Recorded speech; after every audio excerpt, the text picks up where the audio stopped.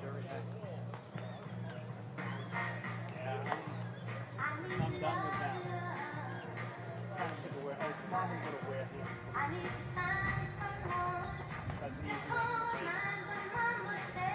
Are you doing Mike? Mike's going to go, and I'm like,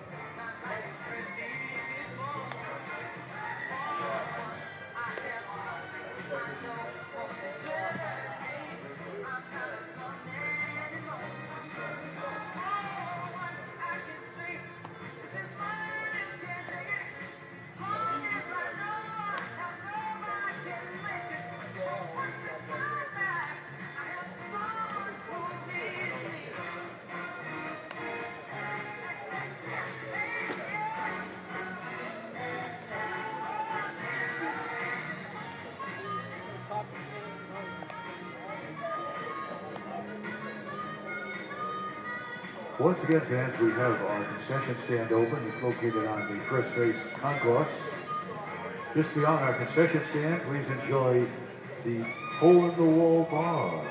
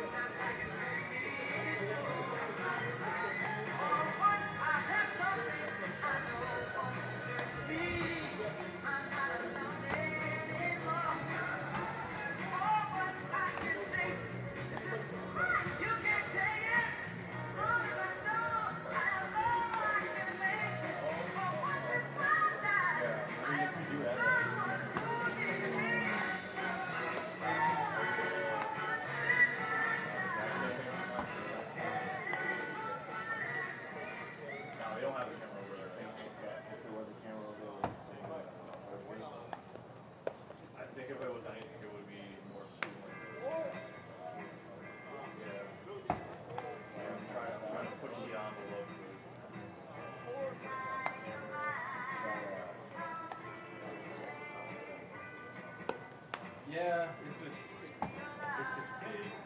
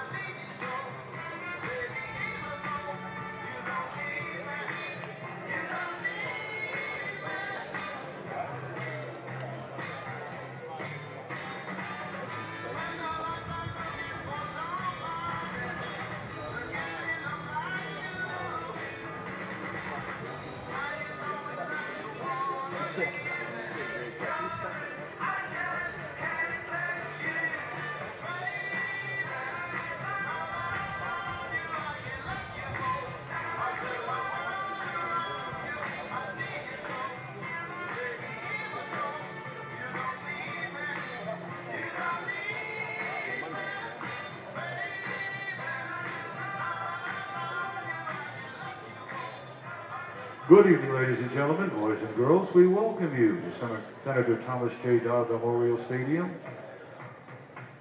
for tonight's Northeast Prospects game featuring the New York Yankees Northeast Scout Team and the Future League Prospects. Once again, we have a concession stand open on the first base concourse, and we also have the hole-in-the-wall bar on the first base concourse for your enjoyment this evening. Fans, we always ask that you please pay attention to the action at all times, as bats and balls may leave the playing field and enter the seating area. A reminder that a foul ball hit over your head may hit the skybox area and bounce back into the seating area. So once again, please pay attention to the action at all times. We ask fans to please do not sit or stand on the dugouts and do not stand up behind the backstop. Thank you for your cooperation. Now let's enjoy tonight's baseball game.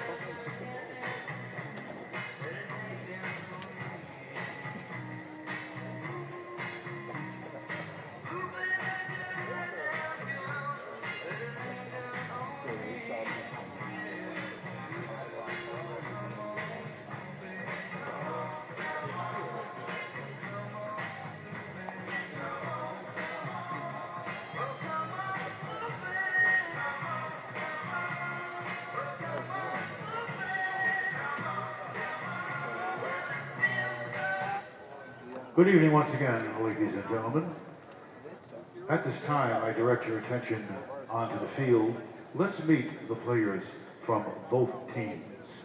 First, for the New York Yankees Northeast Scout Team.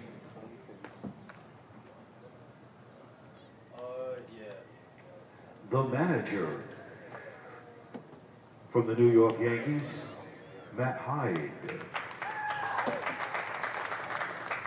He is assisted by, from the New York Yankees, Tim Alexander. From the Houston Astros, Mike Piccolo. From the Detroit Tigers, Jim Gretz. Los Angeles Angels, Drew Dominguez. From the Athletics, Ron Vaughn. Chicago White Sox, Steve Octave. And from the Boston Red Sox, Ray Beckman.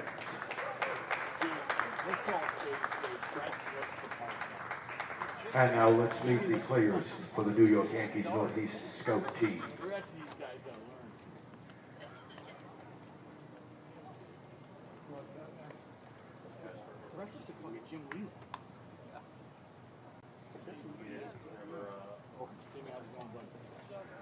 The starting lineup.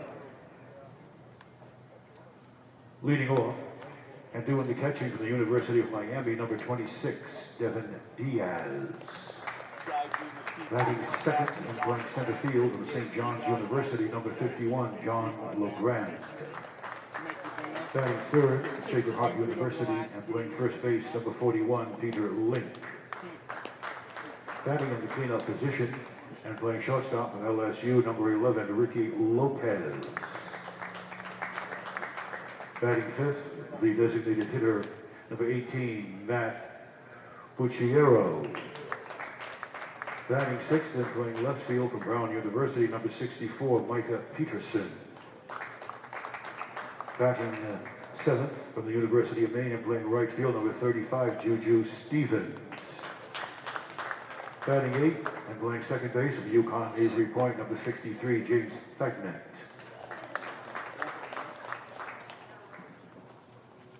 Batting ninth, playing third base from West Point, number 73, Chris Barr. Batting 10th, the designated hitter, Columbia University, Jack Cale. And batting 11th, the extra hitter from Duke University, number 77, Brady Collins. Here is the list of the pitchers, 1 through 8. Gio Colasante from Harvard University. Evan Grimes from Russell Sage College. Brady Stewart from Endicott College. Patrick Clemmy from the University of Georgia. Ty Van Valkenburg, University of Miami. Sean Zaslaw from Bryant University. John Carver from Adelphi University. And Andrew Wirtz, Northeastern University. Also Kyle McBride, Wake Forest University.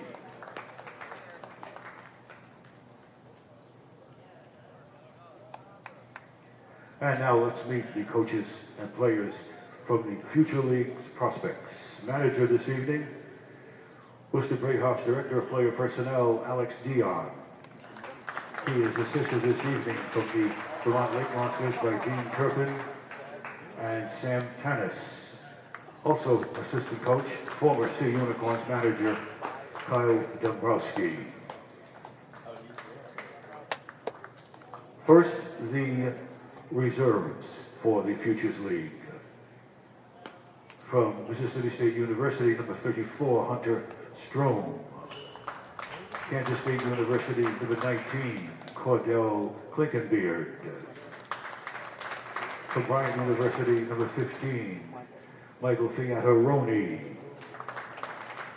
From Brown University, Lori Freed.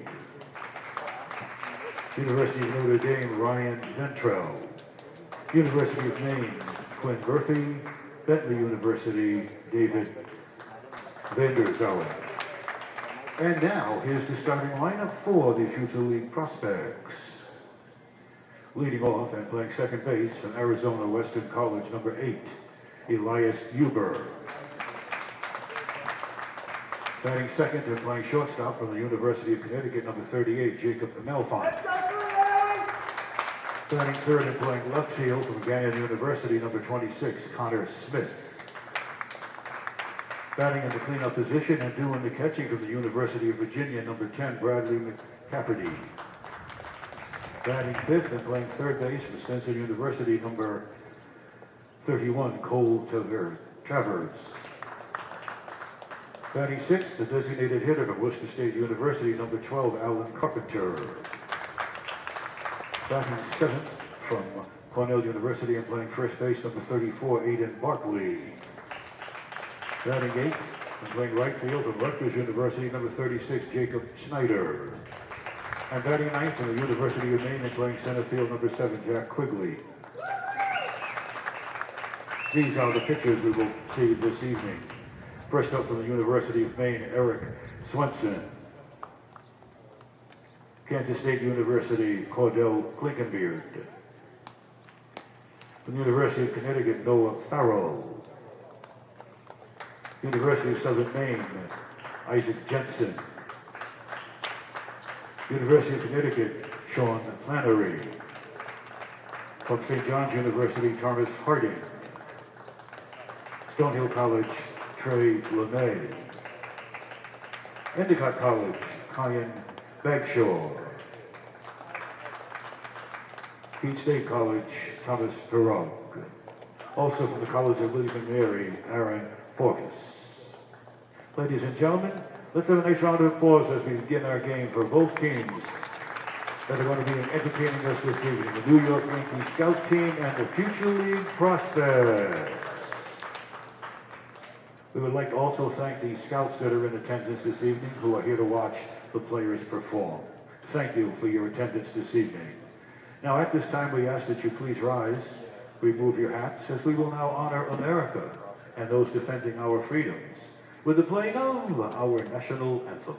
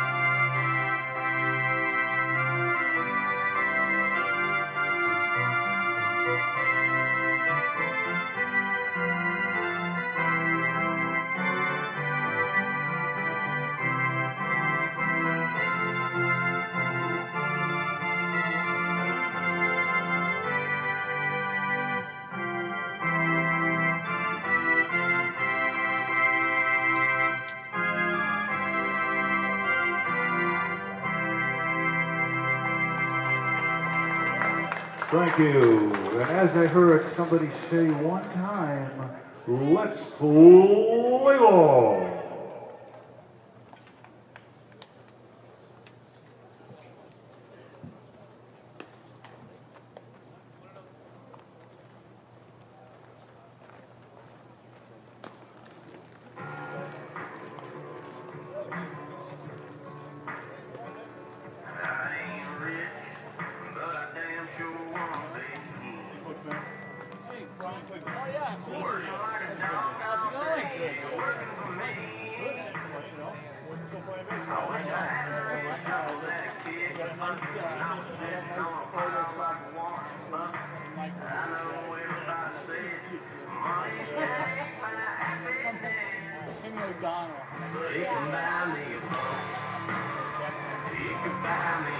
And fans, we have turned on the lights. This was the lights brought to you by Norwich Public Utilities.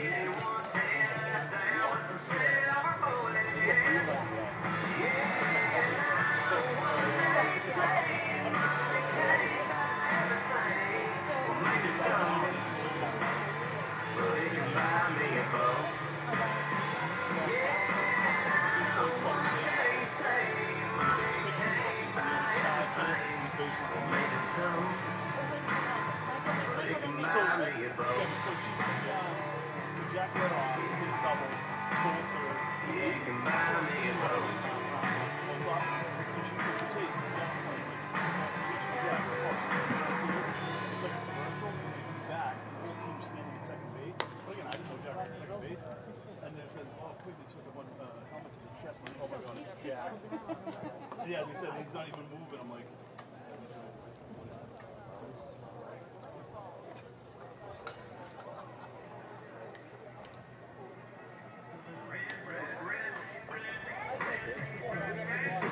oh my God.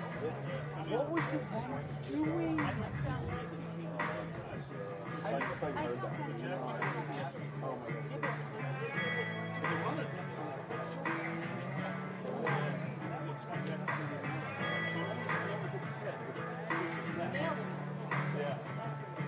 Well, the boys around here don't listen to the wheel from old folks sitting through a jukebox deal at the honky tonk where they put song all night. What?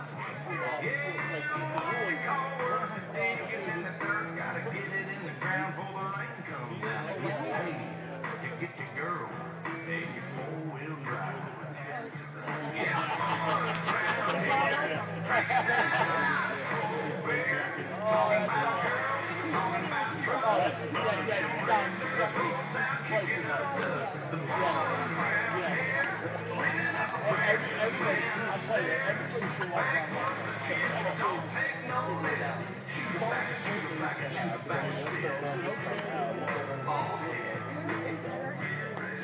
They got that.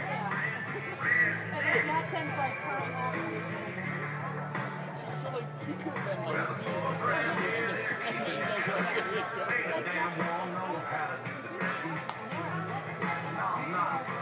These girls around here, yeah, they still love the other girls around here. They all deserve a whistle, shaking that sugar sweet as Dixie Crystal.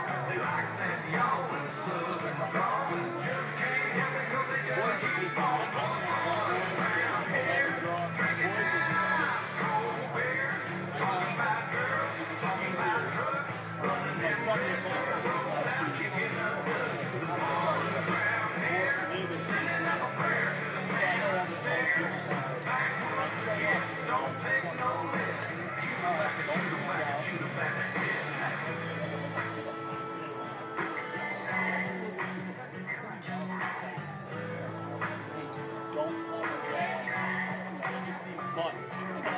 Hey now, girl, hop inside. Me and you gon' take a little ride on the river. That's right. Lay your blanket on the ground. We out. don't call that.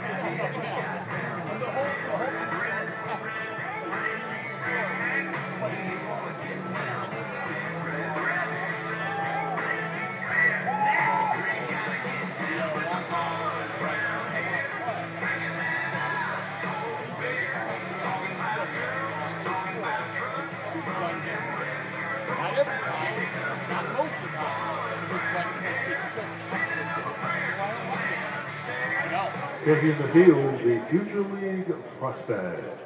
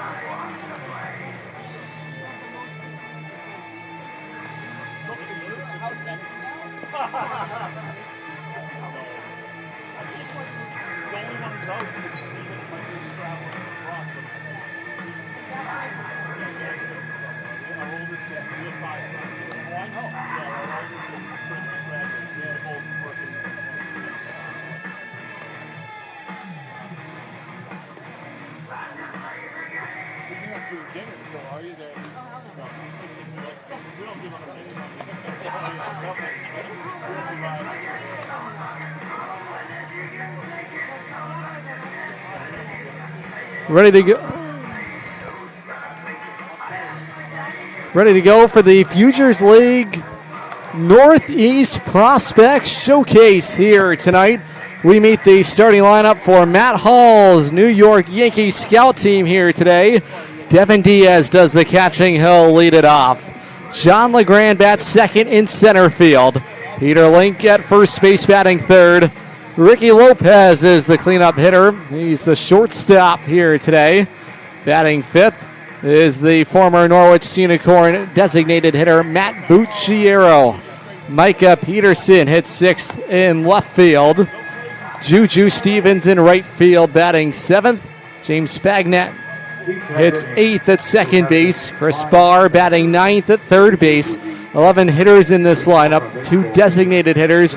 Jack Hale will bat 10th as the DH, and Brady Collins is the extra hitter here today.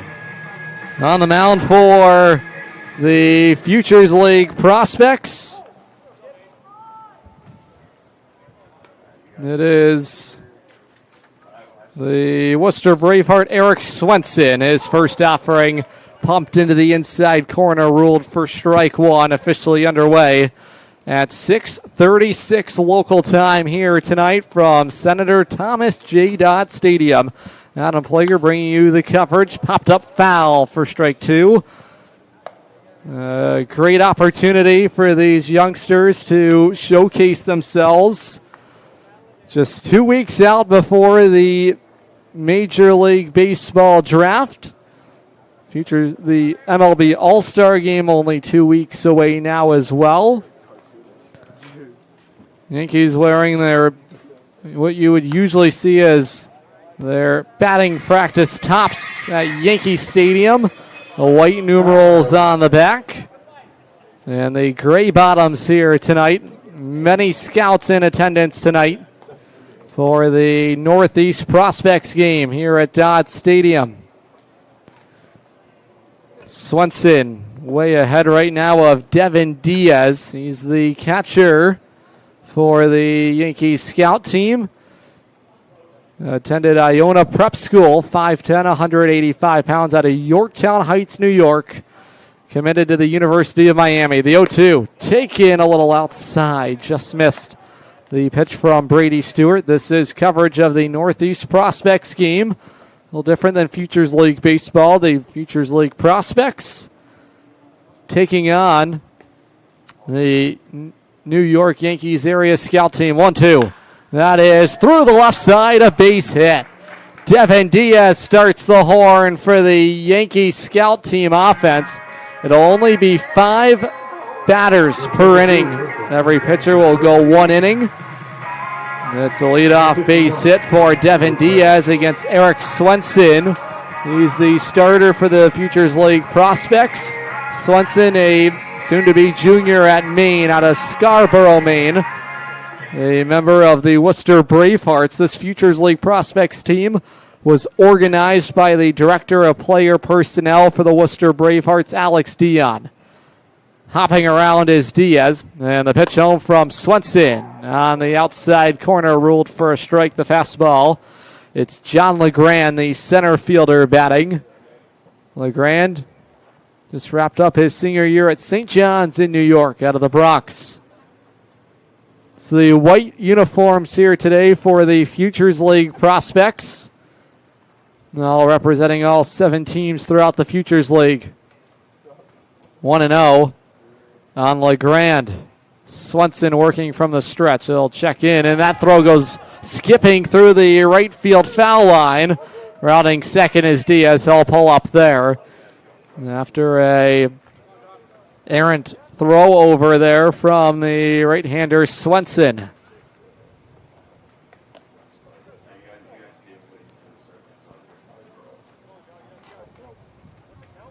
Hitters count 1-0 on the center fielder John LeGrand out of St. John's in New York. Stands in the back of the lefty box. Swenson taking his time. He's ready to go as 1-0. Jammed in tight was LeGrand. Popped him up. It'll go skipping foul into the seats. It's out of play.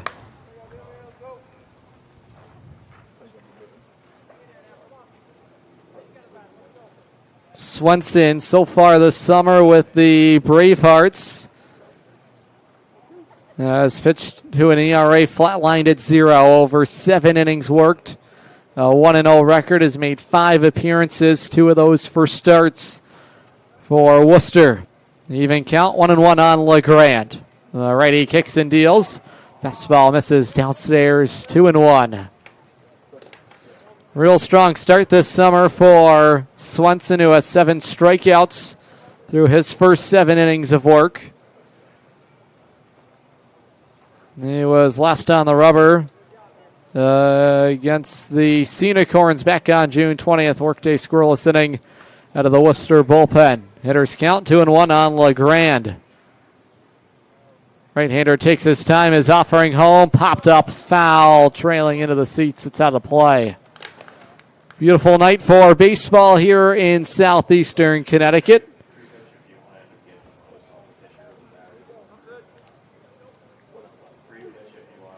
Cloudy skies, 79 degrees here tonight at Dodd Stadium. One-time home of the Norwich Navigators. They were the Eastern League affiliate of the Yankees. That's in there on the outside corner, strike 3. It's the first out recorded tonight for the right-hander Swenson. It'll bring up the former Norwich Sea Unicorn Peter Link. Link playing for Danbury right now in the NECBL, a guy that is draft eligible. Was a part of the 2024 Norwich Sea Unicorns out of Sacred Heart. 6 feet 7 inches, 225 pounds. He provides so much power. There goes the base runner Diaz. The throw to third is a good one. And thrown out, trying to swipe third is Diaz. There's 2 outs here in this top of the first inning. What a throw back there from the backstop, McCafferty, for the second out. You can earn up to 5 outs in an inning. This is a showcase. It's about allowing a chance for everyone out there to showcase themselves. That erases the leadoff base hit to begin the ball game. It's 0-1 on Peter Link.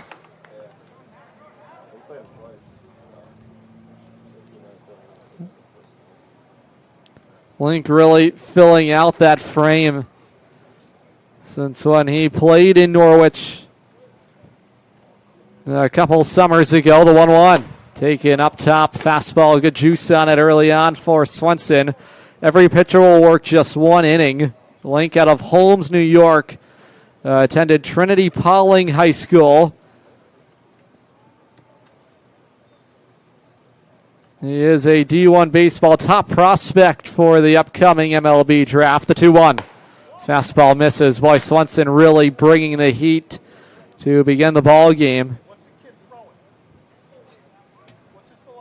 He was a preseason All-MAC honoree. Well, all the radar guns are out when you get to a showcase like this. All the scouts down there in the dugout. Trackman up top now, the 3-1. Breaking ball, dives inside. And Peter Link will work. 2-out walk, bring up the shortstop, Ricky Lopez. Lopez out of Rainey High School, committed to Louisiana State from New York, New York. They'll dig into the righty box with Peter Link on. So Swenson forced to fight here with 2 outs in the inning. Remember, if this is now the 4th batter he is facing this inning, so Bucciero will be the final batter to swing this half inning with the prospect showcase. And this is all about showcasing ability. Being involved with that pregame conversation from Alex D onside McCafferty's throw over.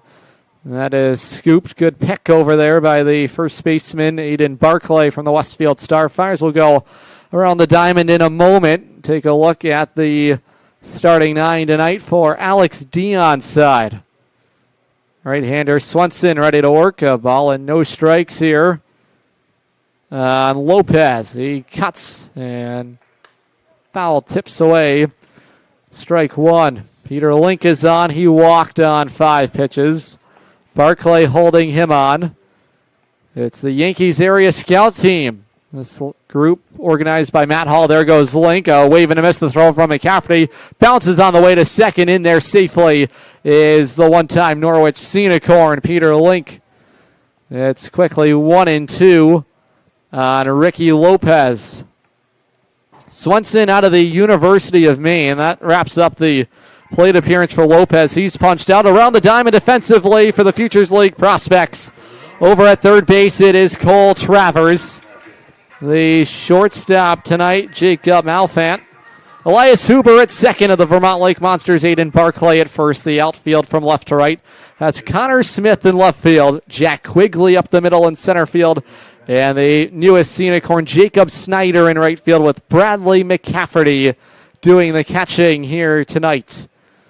Already a couple of strikeouts this half inning. Here's Matt Bucciero out of Fairfield. He just graduated from Fairfield.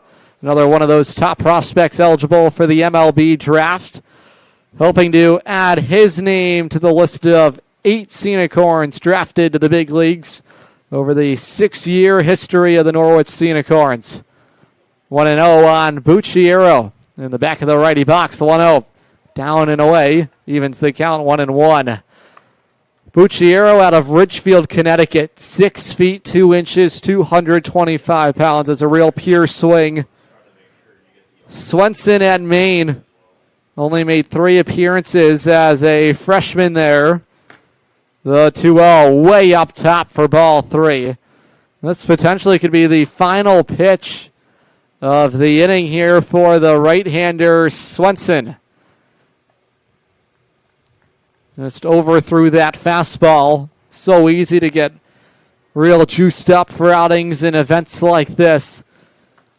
It's all about that focus and concentration, staying within your mechanics. Right now he's going to check in on Peter Link. We're underway. Top of the first inning here tonight. Futures League prospects against the New York Yankees scout team. 3-0 on Matt Bucciero. A 2023 Norwich Sea Unicorn. The pitch.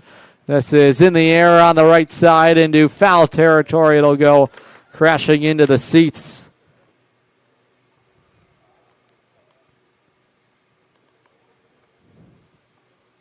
Bucciero with the Norwich Sea Unicorns back in 2023. Hit .267 with Norwich. Over 33 games, 105 plate appearances. He's taking outside, and that is ball 4. That should end this half inning, and that exactly will. So that'll wrap it up. The Yankees scout team, no runs on the board in their first turn to the plate. The Futures League prospects batting when we come back. This is the Northeast Prospects game on the Futures League Network and watching live on YouTube, SNSN Sports.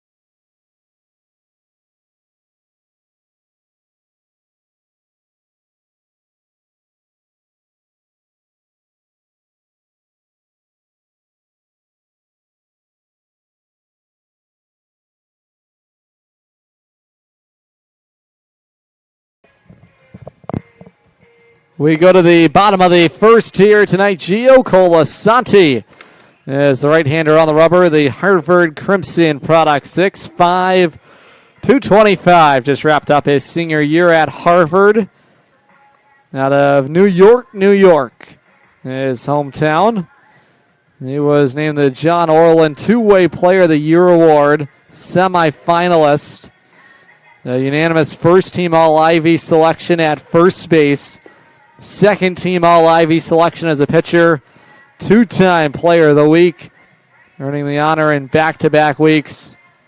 He put together one of the top offensive seasons, a guy that really can swing it offensively. Hit .386 in the Ivy League, 1,200 OPS. Led the Ivy League in home runs, second in slugging percentage. I mean, you talk about video game-like numbers. On the mound, a 3-1 record, a 3.10 ERA over 7 Ivy League starts on the mound. He struck out 29, over 40 and 2/3 innings worked. Held opponents to a 195 batting average, a .92 whip. Incredible stuff for the big right-hander, Gio Colasanti. Elias Huber starts it off for Alex Dion's side. His starting lineup as follows. Jacob Malfant bats second at short. Connor Smith in left field batting third. Bradley McCafferty does the catching batting fourth. Cole Travers at third hits fifth. Alan Carpenter is the designated hitter batting sixth. Aiden Barclay at first batting seventh. Jacob Snyder in right field hits eighth, with Jack Quigley in center field. He rounds out the starting nine for Alex Dion. The pitch, fastball, tails inside, ball one. On the Vermont Lake Monster, Elias Huber.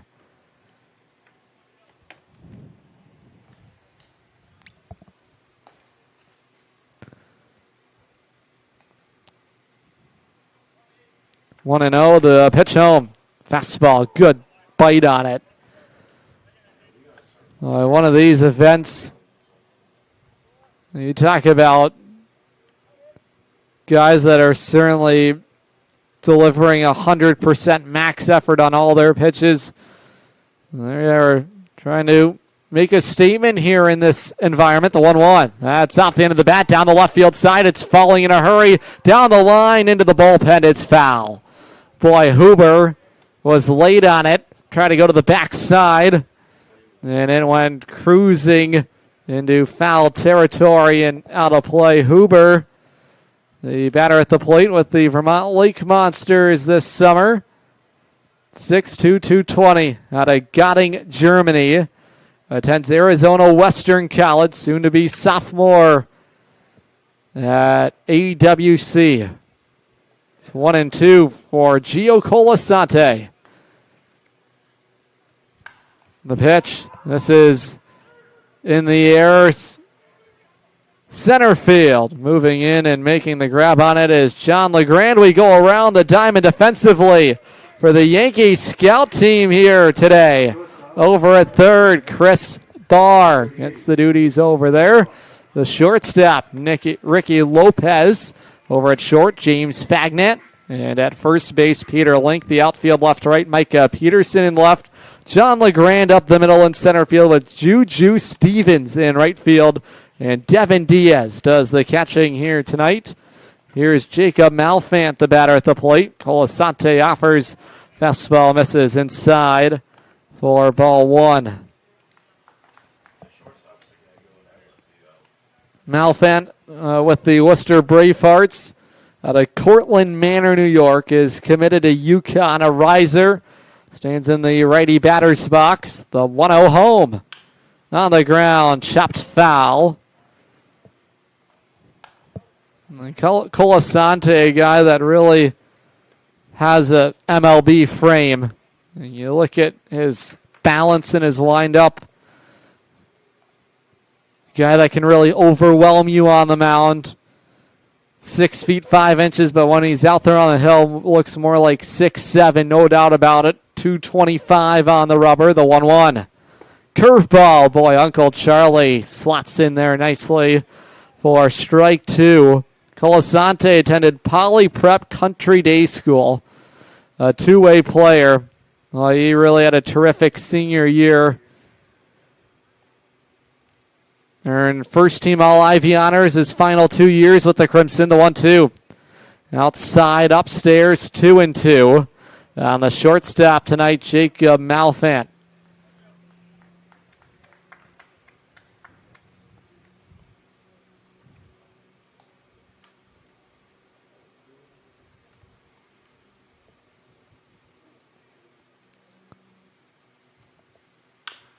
Topper foul on the third base side.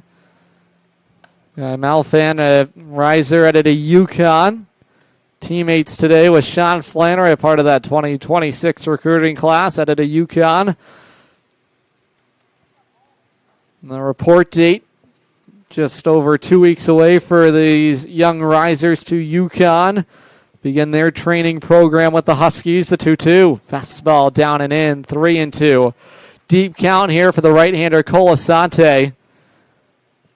With Jacob Malfant, the batter at the plate. Malfant, 6 feet, 180. Boy, that 6 feet looks small when you're going up against a guy that is 6'5" on the rubber. Full count pitch on the way home. The 3-2. Swung on and missed. Picked up by Diaz. He'll snap it to first. Complete the strikeout. 2 away for the right-hander Colasante. Will bring up the left fielder Connor Smith. Connor Smith will step into that righty batter's box. Smith with the Nashua Silver Knights, 6'2", 235. Soon to be senior at Gannon University.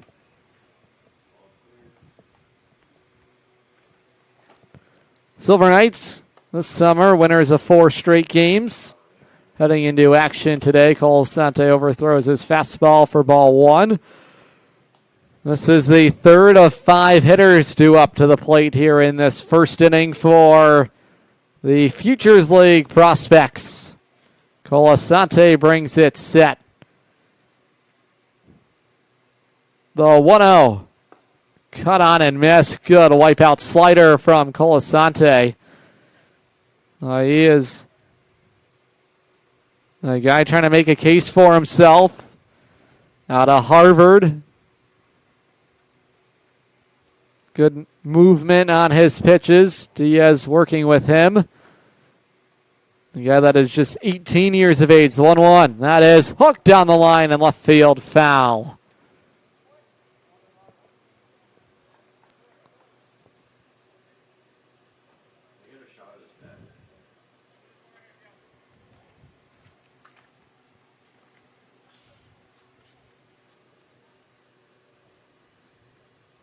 Connor Smith so far this summer in the Futures League batting .344 through 24 games, 3 home runs, 10 stolen bases.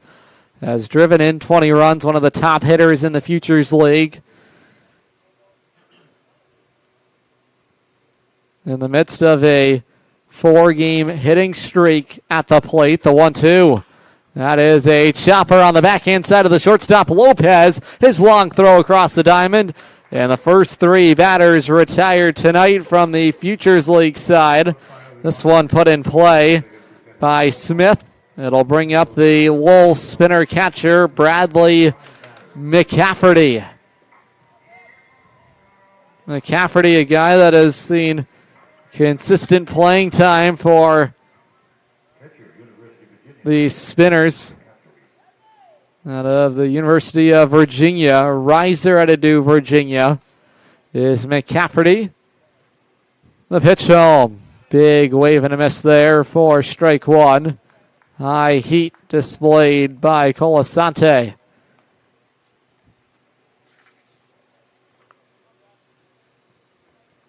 McCafferty out of Beverly, Massachusetts is looking quickly at strike 2.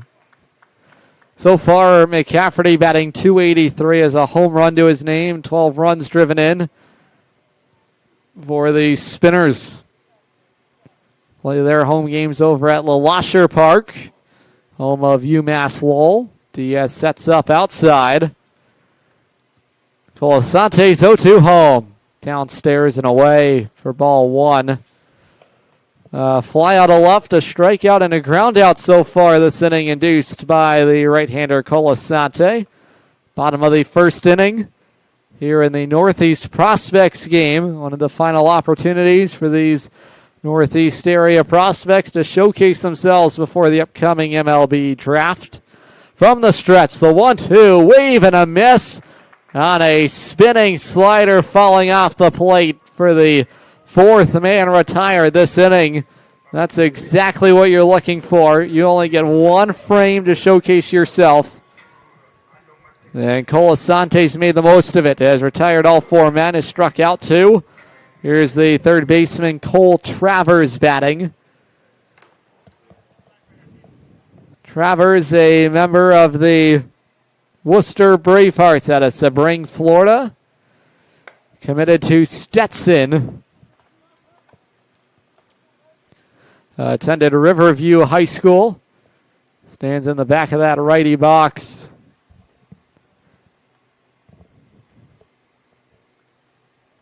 Colasante trying to make it 5 in a row, retired in his performance tonight. 1-0 home. In the air, fly ball, left field side, long run, foul territory. That's going to go camping into the berm out there down the left field side towards that Mashantucket Pequot Barbecue Pavilion. One of those fun spots to go and watch a Futures League baseball game in the summertime.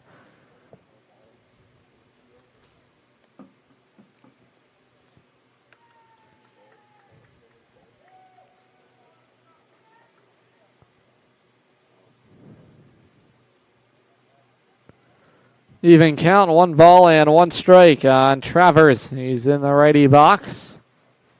Colasante's delivery. That skips in there. Trying to deliver one of those nasty breaking pitches he has. With Cole Travers batting.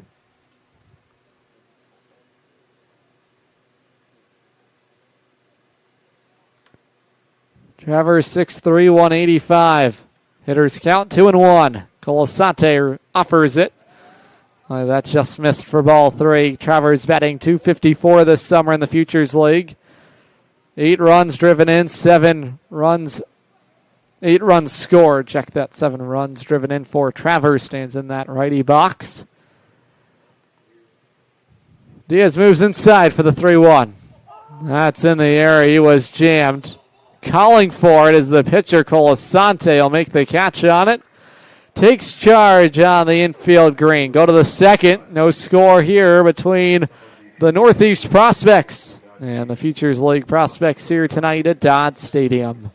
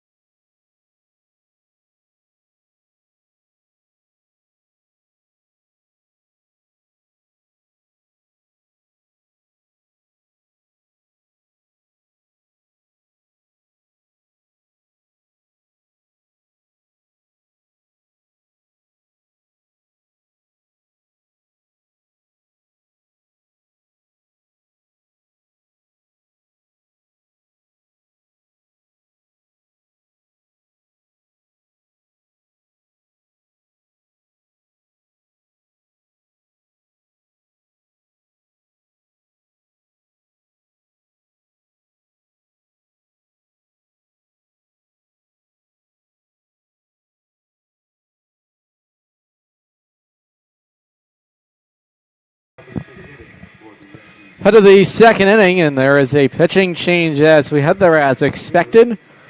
Cordell Clinkingbeard, Papillion, Nebraska native.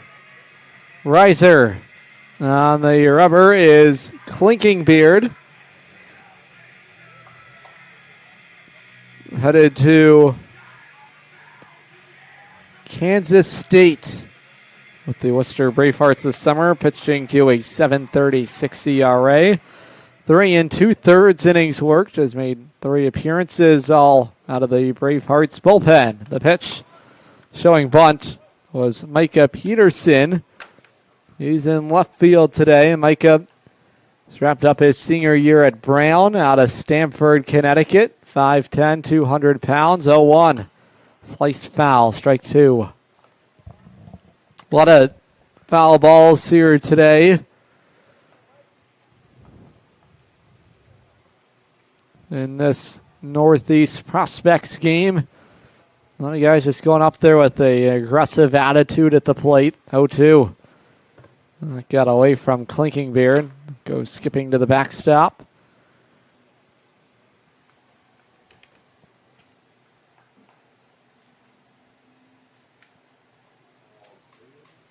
Clinkingbeard working from that full windup. 1-2. That ran inside. And that caught Peterson. Hit by pitch. Leadoff man reaches for the Yankees. Bring up the right fielder, Juju Stevens.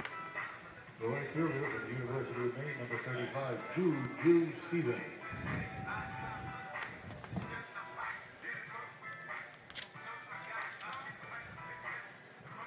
Stevens also a righty batter.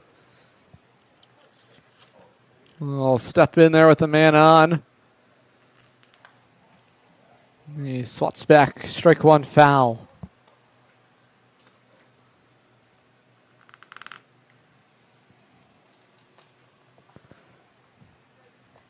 Stevens, the batter at the plate, 6 feet, 200 pounds.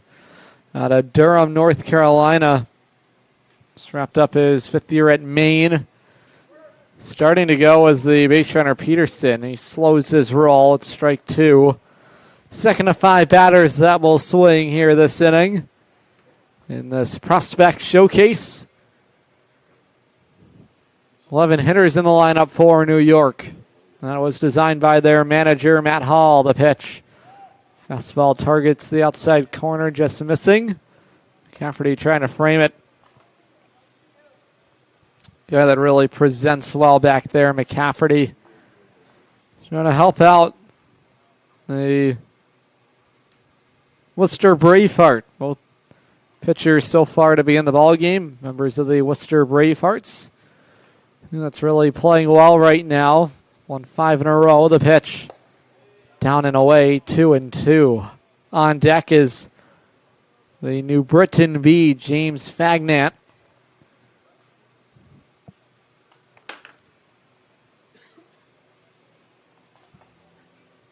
Right now it's Juju Stevens.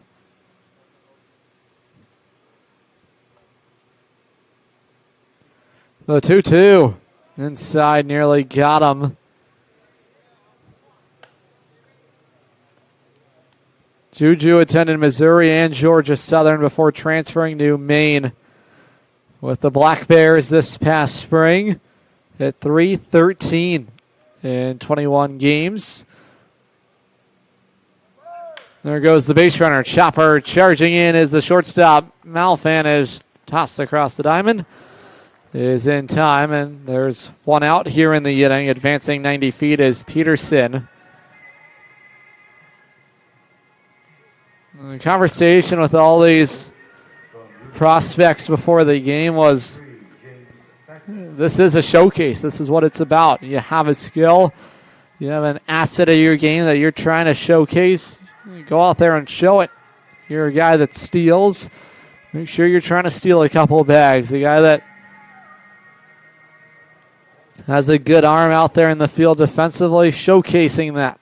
A guy that really prides himself on the defensive side of the game. There's so many facets to the game. Fagnant swings through strike 1, fouls it off. That's what these games are about. Sure, you want to go and have the big moment, the big swing. Seeing some of the swings here during batting practice. Look at a guy like Matt Bucciero, Peter Link, so much size and power. They can swing it out of this ballpark. That was not the case for a guy like Peter Link a few summers ago, but he really filled out and has really blossomed to a promising first base prospect. You can count on Fagnan. Chopper on the ground to second. Charging in as Huber is tossed to first in time. There's the second out in the inning. And here's the third baseman, Chris Barr. Game's first run, 90 feet away. It's Clinking Bird. And in a regular game, 2 outs in the inning, and a grounder anywhere or a fly ball, that is the chance to get you out of the inning unscathed. In this game, no matter what, there's going to be another batter, and Alex Dionsai going to move that infield defense in, something you normally wouldn't see with 2 outs. But this is a showcase, and there is going to be another hitter coming to the plate. There's the fastball on Main Street for strike 1 to the third baseman, Chris Barr, who's batting. Barr just wrapped up his senior year at Army West Point out of Sarasota, Florida. 5'11", 180. Stands in that lefty box. It's quickly 0-2. Now the West Point product, Chris Barr, number 10 hitter in the... Check that, number 9 hitter in the lineup for Matt Hall's side. Ball 1 is a little up top.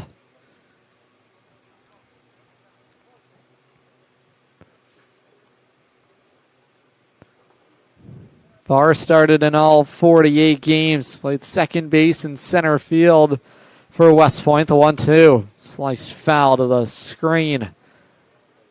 That count even, 2-2. Right-hander on the mound is Cordell Klinkingbeard. Riser out of Kansas State. In the infield has pushed in for this Futures League prospects group. The 1-2. On the ground, slow roller that'll roll foul up the first base line. Good decision by Barclay to grab it while it was rolling foul. That would have scored the first run of the ball game. That's Micah Peterson. Hit by the pitch his first time up.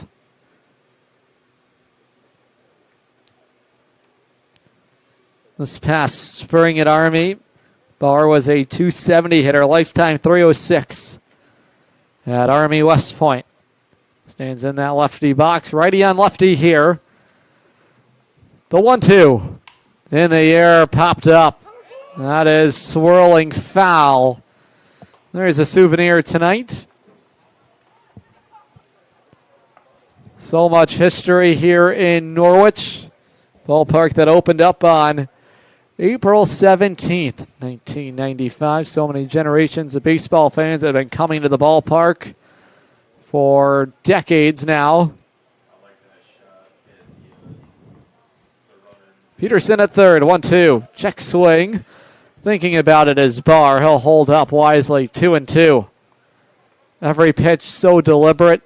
Just see the thought process on the mound right now for a guy like Klinkingbeard, who really is trying to show himself here. This is lifted in the air deep down the right field side. Out by the wall, foul. Boy, that was crushed out there. You could tell that was heading foul just by the body language by Chris Barr.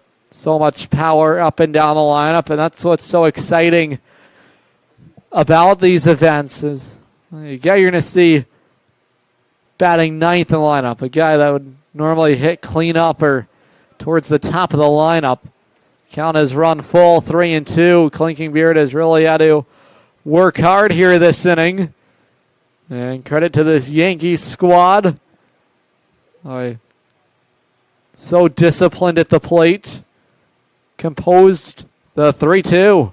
This is in the air. Shallow left field. Going to be a tough play out there. Smith on the run. It's going to be the shortstop, Malfan, who makes the grab on it. And that is going to hold Peterson at third. There is the third out recorded in the inning. Keep the inning going, though, for the final man due up, Jack Cale, the other designated hitter for New York. Really one of three designated hitters. Jack Cale get in that lefty batter's box. Just wrapped up his senior year at Columbia out of McMurray, PA, 5'8", 175. Open stance in the lefty box. There's that big curveball from Klinkingbeard. Downhill movement on it. Just missed for ball one. Jack Cale, righty on lefty here. Final batter of the inning for New York. The 1-0. Fastball at the knees, clocked in there, bottom shelf. Fastball for a strike. Cale at Columbia appeared in 49 games for the Lions. 62 hits at .312, 14 doubles as well. Over a top of strike two. And how about this effort from a freshman, soon to be Cordell Klinkingbeard at Kansas State. Young riser.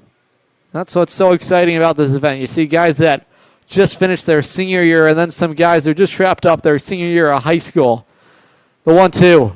That is clobbered foul into the seats and out of play. Speaking with some of the scouts down there pregame, this is a learning experience for the players to learn from one another.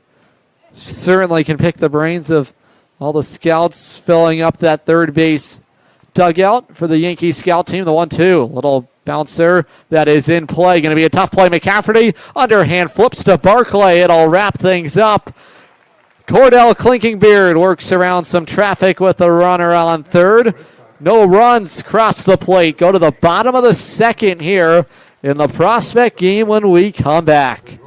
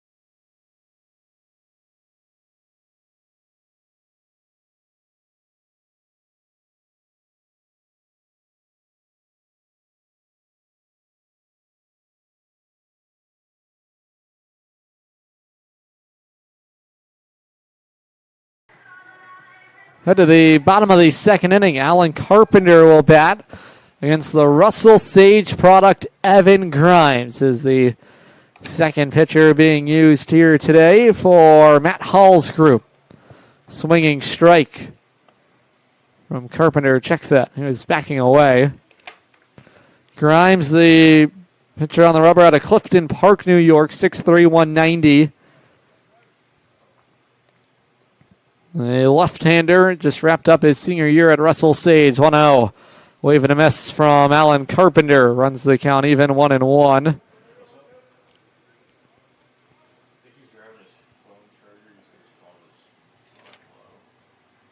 Evan Grimes also a two-way player.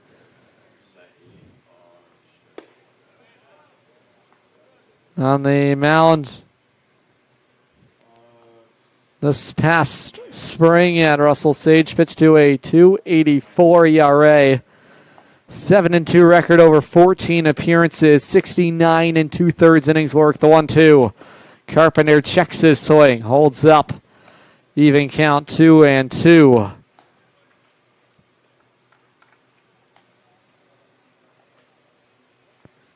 Carpenter batting sixth in the lineup for Alex Dion's group. A member of the Worcester Bravehearts in the Futures League. Spread stance, lefty box. He's looking on the outside corner. Knew it instantly. Rung up on strikes. Evan Grimes comes in and delivers a K for his first out of the inning. It's already the third punch out tonight from Yankees pitching. Here's the first baseman, Aiden Barclay. Barks sitting in that righty box. Soon to be sophomore at Cornell out of Dover, Massachusetts. Member of the Westfield Starfires, the pitch.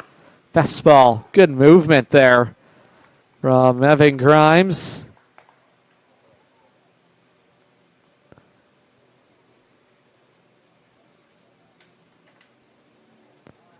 Grimes was a Empire 8 Conference Pitcher of the Year.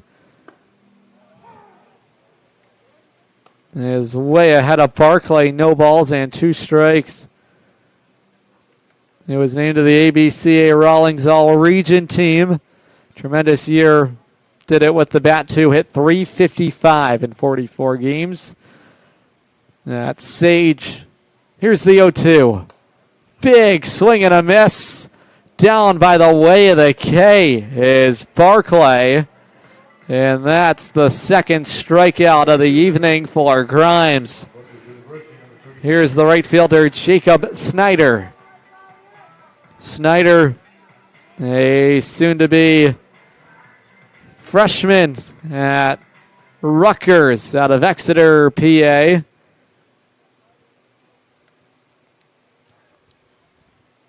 Just joining the Norwich Sea Unicorns, looking at strike one. Boy, this arm slot from Grimes, high 3/4, but boy, does he have some arm action. On the ground, slow roller, going to be a tough play. Snyder runs well to throw to first. That goes rolling up the first base line. Snyder digging for extra bases. He'll park it. Rolling up the first base line. Snyder digging for extra bases. He'll park it into scoring position. It's an error committed by Grimes. Boy, he would have had his third out in the inning. Instead, in scoring position is Snyder. First error committed tonight by the Yankees. Here's the center fielder, Jack Quigley.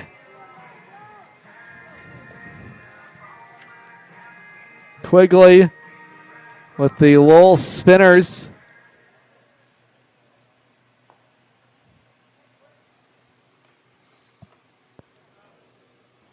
This summer stands in that lefty box. Lefty on lefty. Fastball tails up top for ball one.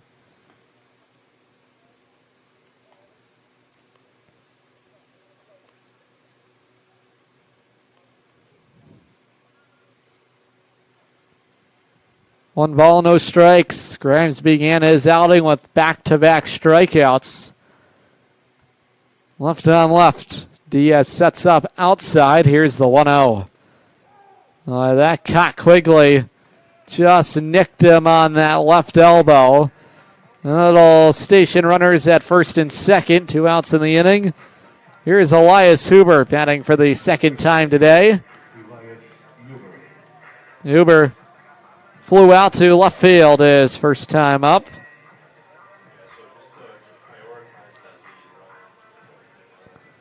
Man in scoring position for the first time today for the Futures League prospects. Huber at 284 at Arizona Western out of Göttingen, Germany. Here's the pitch. Slices that foul on the left side for strike one. Huber matched 7 home runs, stole 9 bags, played in 53 games at Arizona Western. Couple of ducks on the pond here in this bottom of the second inning. Snyder reached on an air, quickly hit by the pitch. Still no hits so far tonight for the Futures League side. 0-1 home. Broken bat over to second. Pick neatly by Fagnant.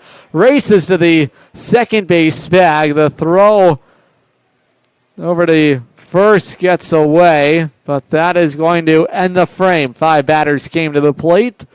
No runs come in to score. We go to the third, scoreless in Norwich. This is the Northeast Prospects game, live on YouTube, SNSN Sports, and the Futures League Network.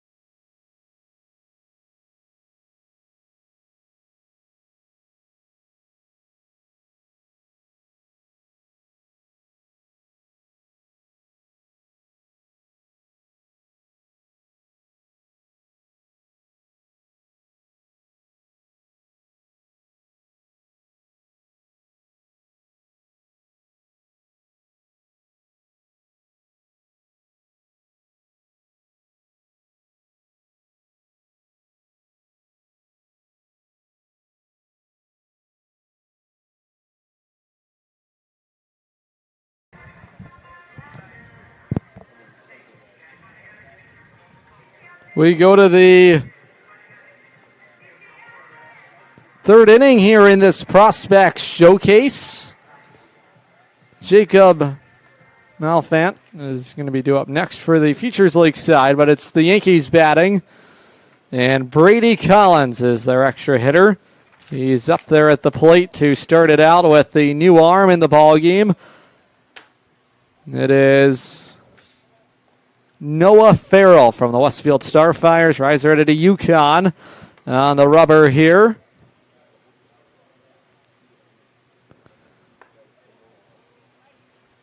Count quickly moves to 2 balls and no strikes. Farrell, 6'5", 205 out of Dubois, Pennsylvania. Farrell's made 1 appearance, worked a third of an inning in his season debut with the Westfield Starfires.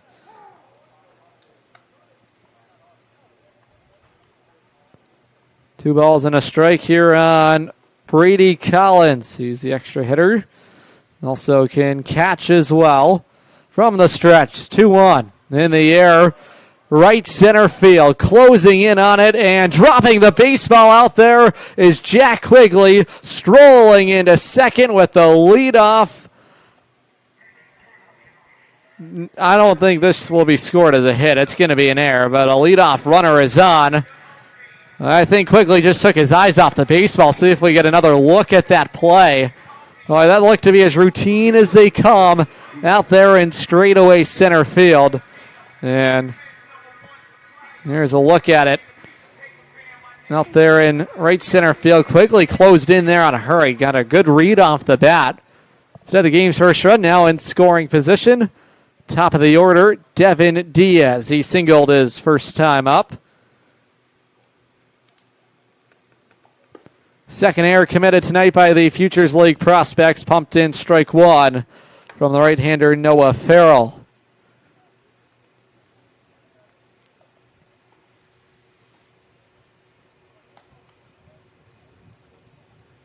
The pitch, that's hammered foul on the first base side.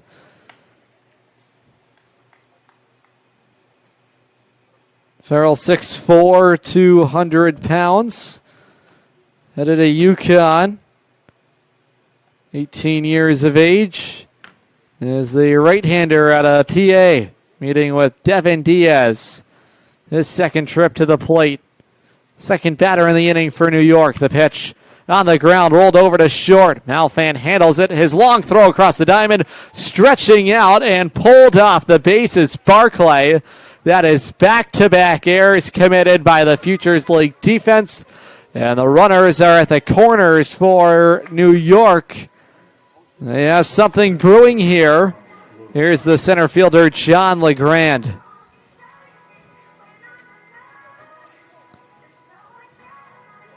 Just a lack of focus there on that play. Defensively, boy, on the run was Malfan, and as he fired it, just could never set his feet. And the throw is wide of Barclay. Fastball dots the outside corner, strike 1. LeGrand was punched out his first time to the plate. LeGrand out of the Bronx in New York. There goes the base runner. The throw to second. The tag rolls off the base runner. Brady Collins comes home to score. Diaz goes into scoring position and just a myriad of errors. It's a 1-0 lead for New York. This run will be unearned against the right-hander on the rubber, Noah Farrell, who has been given a disservice by his defense this inning. A series of errors, conglomeration of them. And in scoring position now, Devin Diaz, LeGrand, and a 1-ball, 2-strike count.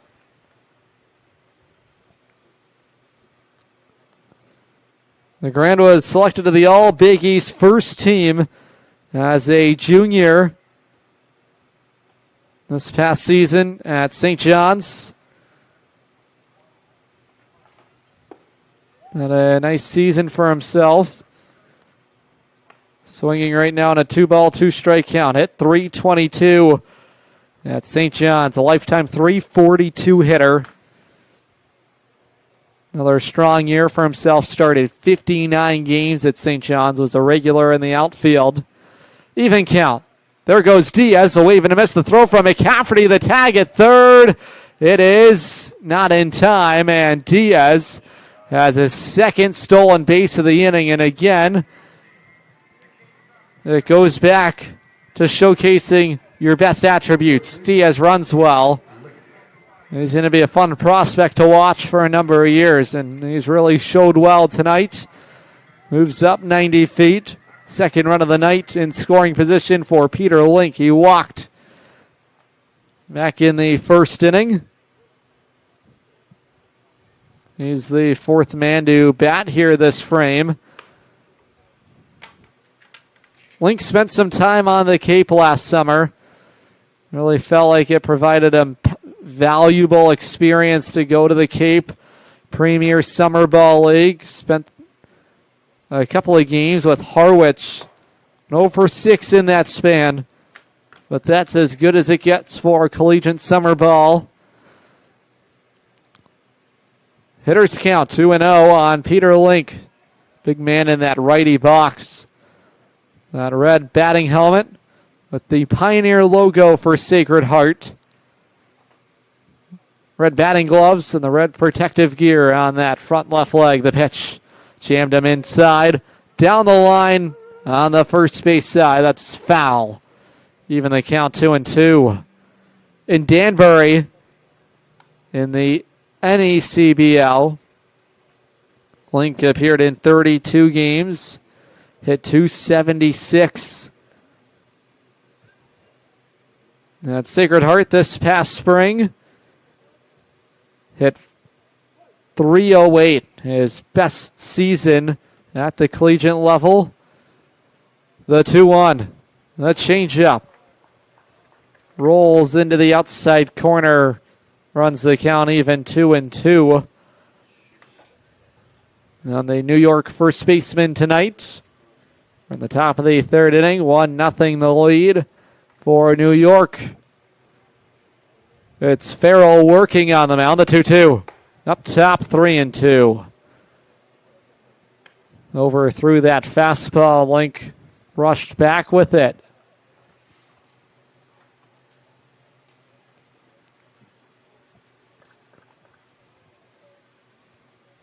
Over 18 scouts in attendance tonight. There's the breaking ball on the outside corner. Link knew it immediately, frustrated, but he knew that was strike 3. And that's the second punch out of the inning. Back-to-back Ks for Farrell. Final hope in the inning is Ricky Lopez. He was struck out his first time up. 1-0 New York. That run coming after the throwing error committed by the backstop McCafferty. After Diaz swipes second, it's 1-0. Lopez, right on right matchup, the pitch. Breaking ball misses upstairs, 2-0.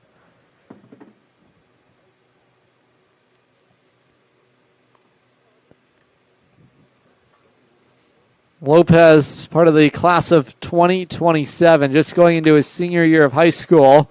That's a slow roller, going to be a tough play. Malfant's throw on the run.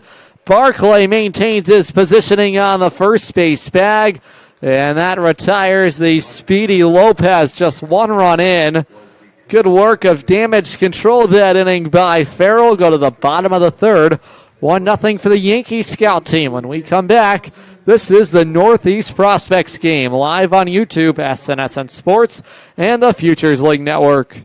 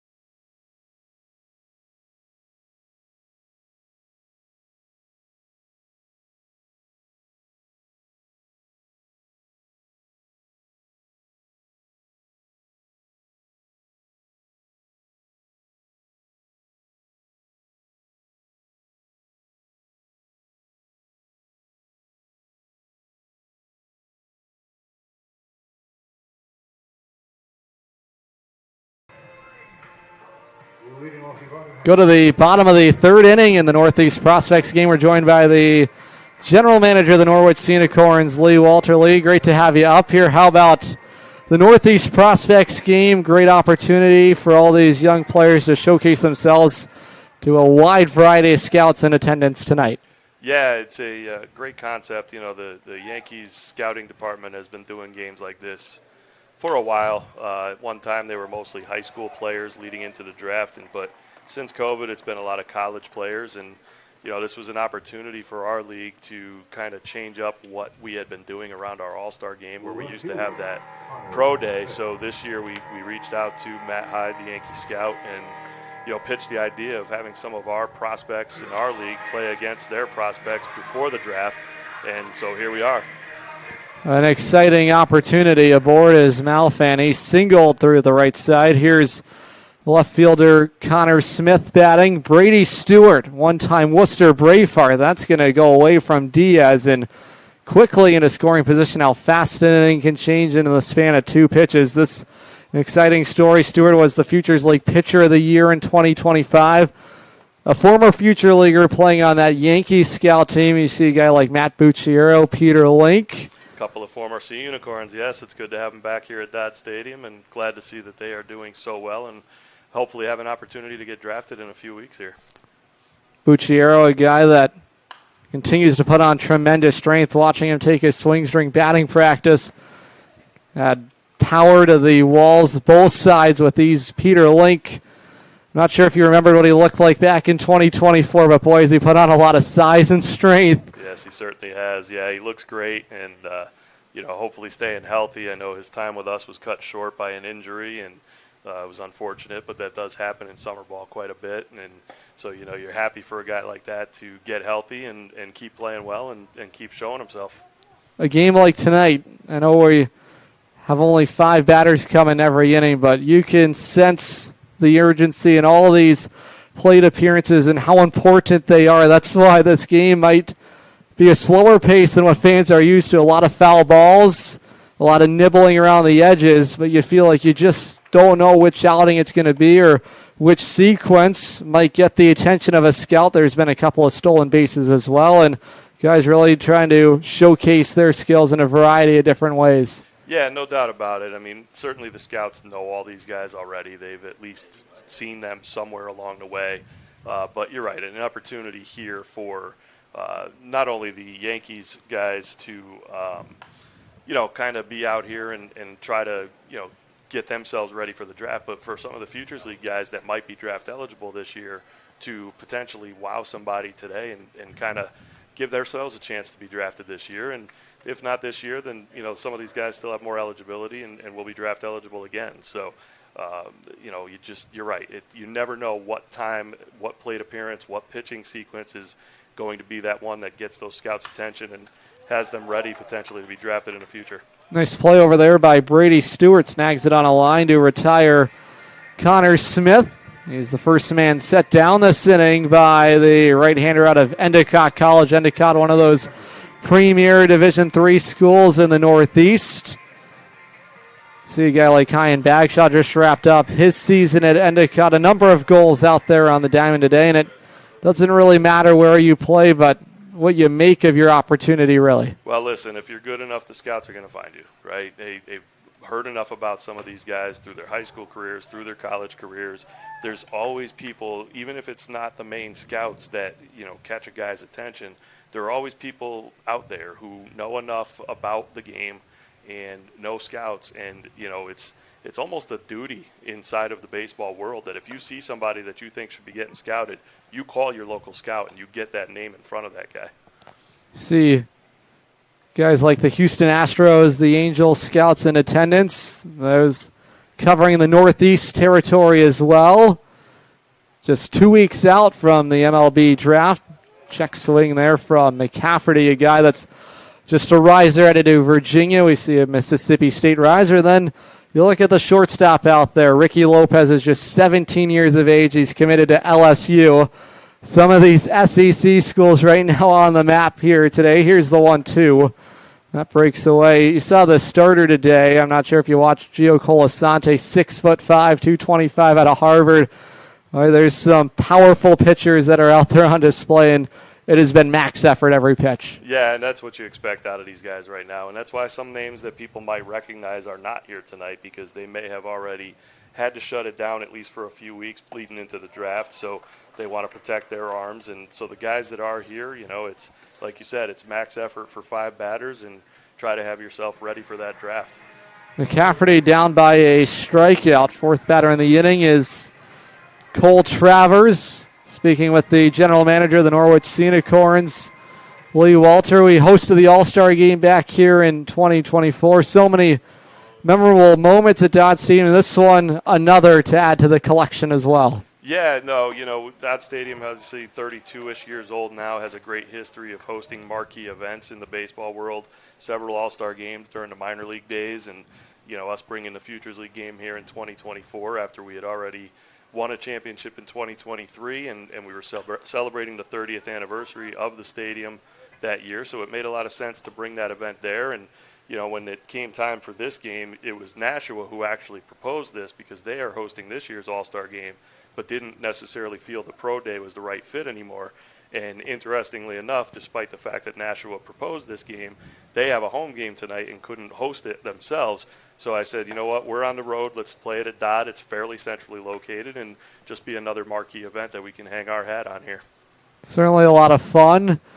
Michael Fiataroni and Sean Flannery, the couple Sea Unicorns, Jacob Snyder as well. Riser to do Rutgers as well. Interesting enough, it is the Yankee Scout team, the Norwich Navigators, Eastern League affiliate. They played their home games right here at Dodd Stadium. Guys like Alfonso Soriano, so many great names that have called Dodd Stadium home. And tonight, an exciting opportunity for all these young guys to showcase themselves. Yeah, you don't know which guys here might get drafted, might get signed, might make it to the major league someday. But if any of them do, it just adds to the long list of people who have played at Dodd Stadium, coming up through the high school ranks, the college ranks, the minors ranks, that go on to play in the majors. And certainly the Futures League at this point is doing really well as well, with so many more guys having reached the majors over the last few years. And, the Sea Unicorns are anxiously awaiting the debut of our first actual player to make it to the major leagues, when Kalen Culpepper hopefully gets called up by the Twins soon, but unfortunately dealing with a little bit of an injury right now, slowing his progress down this year. Yep, Kalen right there on the door, a guy that played in the Futures League right here in Norwich 2021, that inaugural season for Sea Unicorns baseball. Attended Kansas State, came here as a riser before beginning that prolific journey at Kansas State, and just a matter of time before the Minnesota Twins call his name. There goes the base runner, the throw from Diaz. Boy, watch out. That was Alan Carpenter.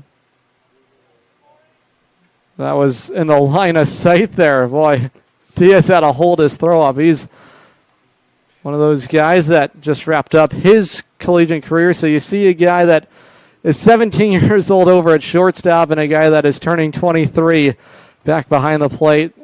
So exciting for these guys to play with guys that they otherwise would never be teammates with. Yeah, or at least it wouldn't be until they made it to pro ball, right? But, certainly a great opportunity for young and a little bit older. We don't want to call them old, because 20 is certainly not very old. But again, as we've talked about consistently here, this is definitely a great opportunity for a lot of these guys. And let's hope that, some of these guys hear their name called in a couple of weeks. And if not this year, then in future years, a lot of these guys have a chance to make it to pro ball and see what they've got. Stewart working here in a 1-2 count. That's over the screen. Some other prospects for Norwich. Cam Aldonado, one of those guys that has been hitting the cover off the baseball at Single A San Jose. Unfortunate news for A.J. Soldier. It looks like his season got cut short early, but I thought that was a great first season of pro ball.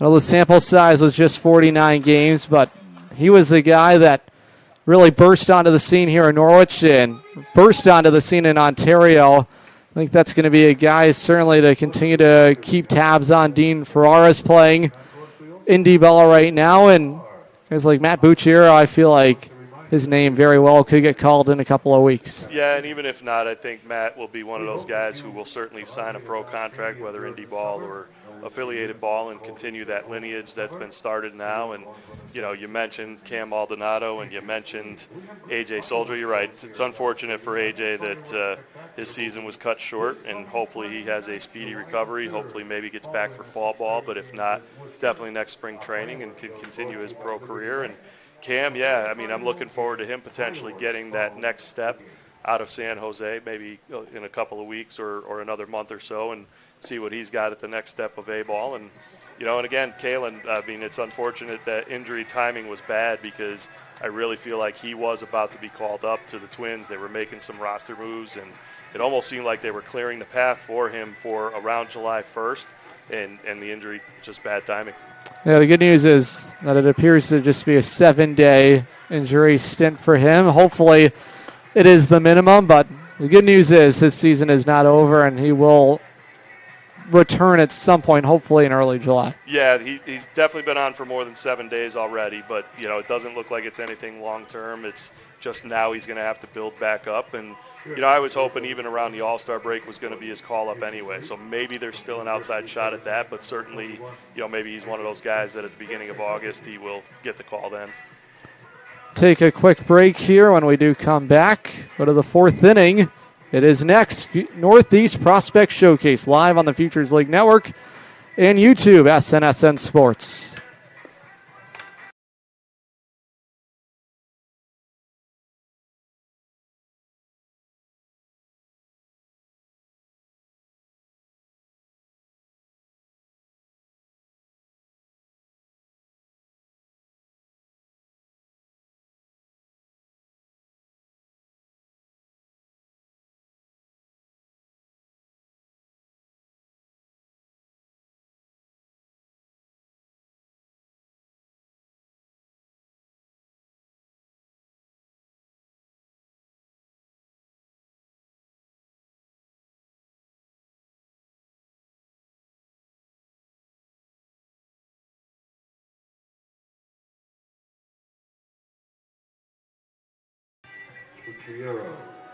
Matt Bucciero, former Norwich Sea Unicorn, will lead it off. Fairfield Stag will step in there, and for fans tuning in tonight, what should they know about this guy that's about to swing? Well, I'll tell you what, like you mentioned earlier, Matt has tremendous strength. He's a guy who versatile enough to play some outfield, but has been more of a first baseman and DH lately.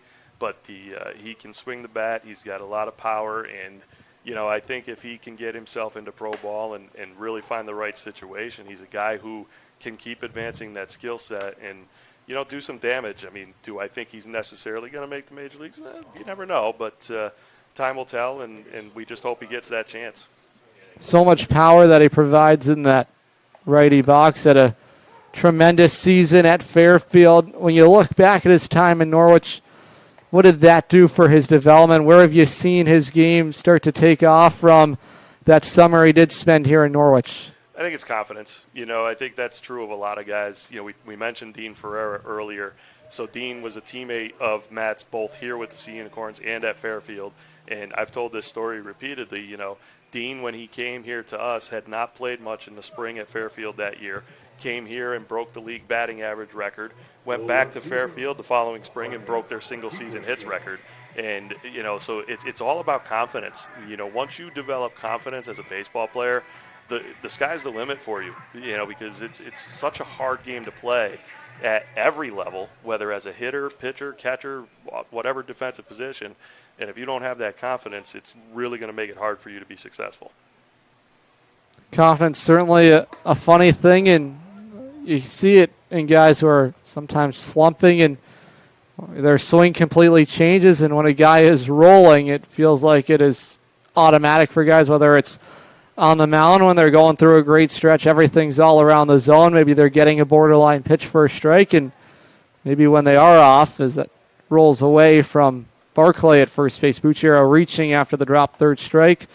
It just changes and swings momentum throughout a summer, sometimes for just one guy, and also for teams. All of a sudden, when a team finds their stride, it can change trajectories of seasons as well. Yeah, that was the Sea Unicorns in 2023 without a doubt. Like, we were a good team, but once our team that year gained full confidence across the board, there was really nobody stopping us. I know the standings were close and the playoff games were competitive, but that team that year, just once it gained full confidence, there was no stopping it. 2024 team kind of did the same thing, but they came in a little more confident and ready to go. And, so that was kind of a different team that year. But last year, look at what happened. During the regular season, we were really struggling across the board, especially defensively, and barely sneak into the playoffs. And then you just get that confidence and gain steam right at the right time. And, it leads to another championship. So you're right. You just never know when it's going to happen or what it's going to take to get there. And, but it is the thing. Like, confidence is the thing in a sport like baseball, especially where it is so hard to play this game. And if you're not confident, you're going to really struggle. Speaking of that 2025 team, Kyle Dombrowski is here in attendance helping out. What's it like to see Dembro back here at Dodd Stadium? It was great to have him back. We tried to get him to come back here for the home opener, but the weather was kind of iffy, so he didn't want to take the hour and a half or so ride down just in case the game got rained out. And, Kevin Murphy, our director of player personnel and former manager, he was asked to participate on the coaching staff in this game and unfortunately couldn't make it in time. So he reached out to Kyle Dombrowski to see if he could take his place. And Kyle was itching to get back on a baseball field. So he's happy to be here, and it was really great to see him and have him back here tonight. Alex Dion, the director of player personnel with Worcester, assembling this roster for the Futures League side. What has a guy like Alex meant, similar to Murph? Similar roles, two different organizations, but to help assemble this roster, Peterson sends this into the left center field alley. That's going to roll all the way out to the wall. Bucciero's going to get the wave at third. He's going to race around and score, and the Yankees will add on another run here this inning. Boy, what a swing from Micah Peterson. I'm sure they'll score that as a triple. It's an RBI triple and a 2-0 ball game. What a display of power to the opposite field. Yeah, that was a heck of a hit there, and great effort by the left fielder, and just came up a little bit shy on his dive going back towards the wall, but one heck of a hit right there, and certainly some speed shown on the base paths too to get all the way to third base on that. Speaking of Norwich, they are playing tonight, as are many teams. I guess what went into that as far as the players that did get selected? And you see a guy like Michael Fiataroni, who's not playing that game against the Bees, but the opportunity it is for him to play in this game tonight. Same for a guy like Sean Flannery. I'm sure you ask a guy like Zach Itcher, he certainly would want to have him available at his disposal. How did all these managers go about deciding who should play here tonight? So it started off with a little bit of help from the scouts over in the third base dugout. There's certain prospects that they think are worthy of looking at who may or may not be draft eligible this year, but most likely are. That's where a guy like Sean Flannery comes into play, who is draft eligible right now and, could potentially hear his name called, may not, but a chance to be able to throw in this game for him. And, the instructions to the coaches basically were this: listen, it's for the betterment of the Futures League. It's an opportunity for the Futures League to be able to showcase the talent that we have in the league. And, for the scout side of it, and I'm sure Matt Hyde will tell you this story when he comes on later on, back in 2020 during COVID, when most of the world was shut down, the Futures League, Sea Unicorns weren't part of it yet, but the Futures League was one of the few leagues across the world that played anything that year. And that's when guys like Ben Rice and, Cam Schlitt, those guys were in the league that year. And without the Futures League, they're not getting seen and potentially not getting drafted that year. So, for Matt Hyde's part of it, he feels like he owes the Futures League for forever because of that. And, obviously that was a great part in helping put this game together. And, and again, it's, like a guy like Michael Fiataroni, maybe not a top prospect right now, but at the time the rosters were starting to be developed, he was batting .430. So that's a guy you want to put into this game as a showcase, because that's what we have to remember. This is a showcase for both the Futures League and the players in the Futures League. So, yes, it's not great for some of our coaches in the league that you don't have some of your better players on a given night, but it's one night. And so, pitchers, a little bit harder. You got to make sure they don't throw before, don't throw after, but they'll be back on the rosters in no time and helping win games.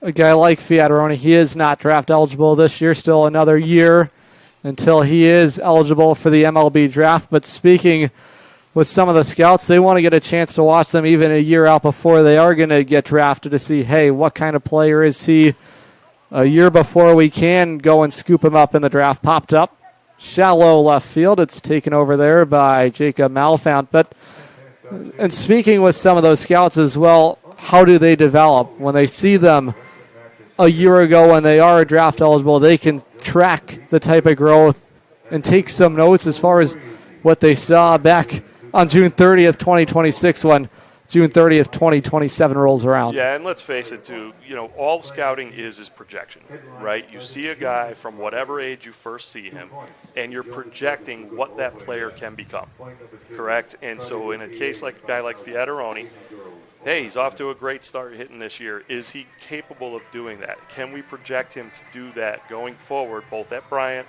and in summer ball, wherever he might play after this year with the Sea Unicorns? And would he then be somebody we are interested in drafting? So give him the opportunity in the game like this against some really top prospects out on the mound and see what he's got. And so hopefully for Michael's sake, this works out really well for him, and he gets on the scouts' radar going back to Bryant for his next season. And to the same point, we did see him here as a riser before he ever played a game of college baseball at Bryant, and I thought that was tremendous for his development. Hit in the 220s. He was just 18 years of age going up against guys that are 20, 21, 22 that are a little more established. You already see in just a short span what that did for him fast forward a year as well. Yeah, I mean, listen, the Futures League, one of the greatest things about it is the fact that we do take risers. We're one of the few collegiate summer leagues across the country that allows a high school graduate who is enrolled in a 4-year or 2-year school for the following fall to be able to play during that summer. And, for their development, it's huge. And, you think back on Michael, and, yeah, he didn't play for us a lot because he came in late in the season. But forget his hitting. He came in and made some key defensive plays, and he had some key stolen bases for us in that championship run last year. Maybe that's a guy that if we didn't have him late in the year, we don't finish with that championship. Yeah, and he did score that go back to the game, too. He did score that winning run that Bryce Detweiler did drive in to score. That winning run, he stole plenty of bags. He already has 19 on the summer. Brady Stewart is the only pitcher that is going to throw to 10 batters here today. He's going to throw to 8. So does that mean we are only going to see 3 batters? We should only be seeing 3 batters in this inning, yes. Well, that does make a lot more sense. I was going to say 10 batters after the workload in that first inning that he had. Boy, that would be a lot of pitches. Yeah, and that's also a big part of this is pitch counts, too, for everybody. Yeah, so Stewart's the only guy that was scheduled to throw a second inning, but it was going to be 8 batters total, 5 in the first, 3 in the second. So unless something changed based off of his pitch count in the previous inning, I would expect to only see 3 batters here. But, this kid's got some legit stuff. And, it's good to see somebody being able to go a little bit extra and just get a little bit more of a look and see what he does after, because let's face it, one of the toughest things for pitchers too is the up-down, right? You go rest for a half inning, no matter how long that half inning is, and you got to be able to come back out and pitch again. And so to be able to see that in a game like this, you don't see it often, but let's see how he does here. And he gives up that screaming base hit up the middle, but we'll see if that continues. Jacob Snyder will take his turn. Snyder out of Exeter, PA. Awaiting that Norwich Sea Unicorn debut. It's his second day here in Norwich. Boy, look out on the left field side. Another one of those risers that is playing in the Futures League. We saw that with Jack Sweeney back in 2024 before he began his collegiate career. Julia Race last summer, and this will continue that pipeline of Rutgers risers. Gabriel Rivera, another one of those, and a great place for them to come and blossom, and a great opportunity for a guy like Snyder to play against some draft-eligible prospects as well. Yeah, and I think, every team in our league has certain schools that, really trust what is being done at that particular location and are willing to send those kind of risers. Clearly, Rutgers is one of those schools for us that trusts what we're doing here and getting the guys the right amount of playing time to prepare them for their first season. Several other schools, UConn, obviously very big in sending us risers as well over the years. You mentioned Bryce Detweiler earlier. He's another one of those guys who was a riser. So it's really cool for us for me as the general manager, and even though I have nothing to do with building the team, to see some of these guys before they get into college and then be able to follow their college careers, and which is harder now than it used to be because of the transfer portal. You know, you have to look up a guy's name rather than looking up the school they're at, because you never know from year to year where they're going to be. But to be able to follow their career trajectory once they've played here and move on, and, you know, sometimes they come back. Like, it was great, you know, Matt Bucciero, we talked about him earlier. You know, he's come back several times over the years, and every time we see each other, we you know, share a handshake and a little, you know, man dap, whatever they call those things these days. But, you know, it's always great to see those guys come back, but to keep following them, because you do kind of grow attached to them over the course of the summer. It's a long summer, but a quick summer at the same time, and so you grow attached, and it's awesome to be able to see those guys coming back all the time and follow how they're doing. And for a lot of these guys, it's their first experience of playing a simulated pro season. That's not something you get in other summer ball leagues, but in the Futures League, you play 60 games in a 72-day stretch with that all-star break built in there and the off days. That is something that almost none of these guys have ever done before in their career, and I think you learn a lot about what it really takes. Very similar to that short season schedule before MLB did away with that, and you get something like the Futures League, which is very similar to short season baseball. Yeah, no doubt about that. But then also, too, you know, you factor in these college guys if they've already played a freshman or a sophomore season, you know, whether at the D3 level where they're playing 45-ish games or the D1 level where they're playing almost 60, depending on postseason. You know, you add that to a Futures League schedule, and you're basically have played a pro season at that point. It's Jacob Snyder batting in a full count. Good display of plate discipline. Another deep count here tonight. The count has run full. We're just in the bottom of the fourth inning. This game began at 6:34 here tonight in Norwich. And it's Stewart against his seventh batter that he's facing tonight. And you spoke a little bit about fatigue. Where do you start to maybe see that in a pitcher? Are there telling signs when a guy is fresh versus when you see, hey, some things are starting to happen over the course of their outing where you know that's a sign of fatigue? Yeah, you know, obviously coaches and scouts are going to recognize that very quickly because they're used to watching for that stuff. Growing up, I was a catcher, so I tried to watch out for that stuff with the pitchers on the mound as well. And, you know, you could just tell when a guy's got certain, you know, velocity or certain spin on their breaking balls or whatever it may be, and then all of a sudden there's a little bit of a change, and it doesn't have to be much. It could be a couple of mile-an-hour difference on that fastball, or, you know, the spin on the curveball is maybe a little bit off, and so you can tell at that point that fatigue is definitely starting to set in. And, you know, I think that for a lot of these guys here, certainly they're not going to be fatigued right now, although it is a warm, humid day out, so that may make them fatigued a little bit faster than normal. But you know, you definitely can see those signs out there as a coach and as a scout, and, you know, hopefully as a catcher if you're paying enough attention to the pitchers out there. 0-1 on Jack Quigley.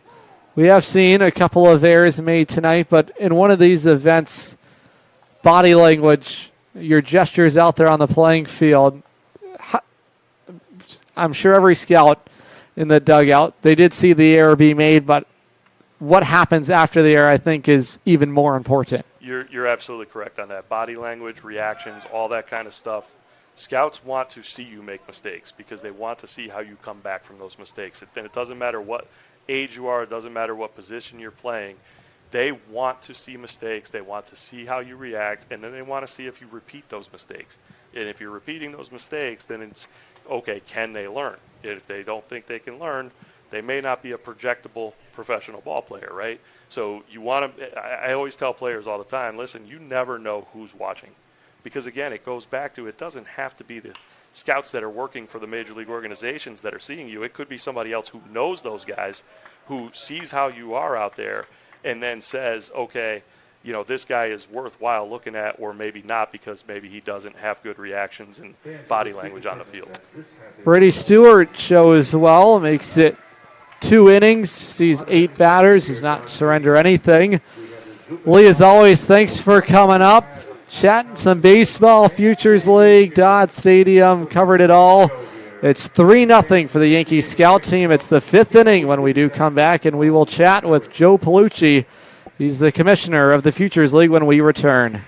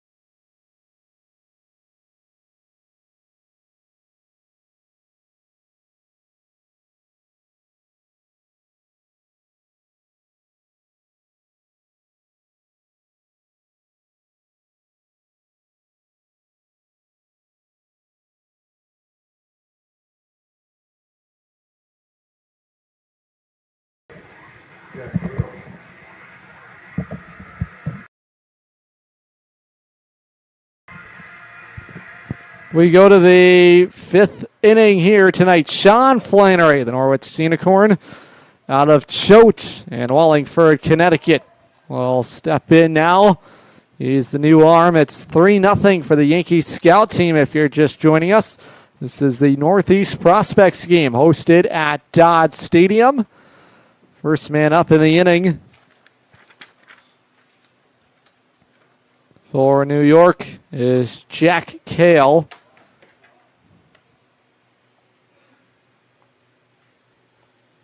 There are slowly going to be some changes being made from the Futures League side.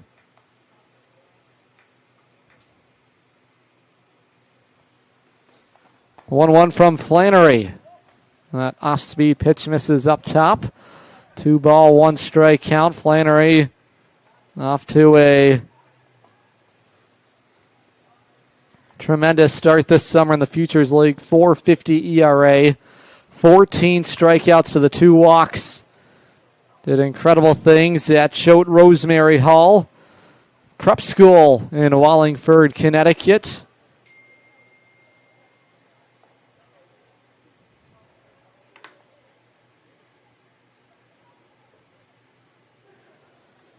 Flannery from the full windup. His 2-2 off the end of the bat, foul.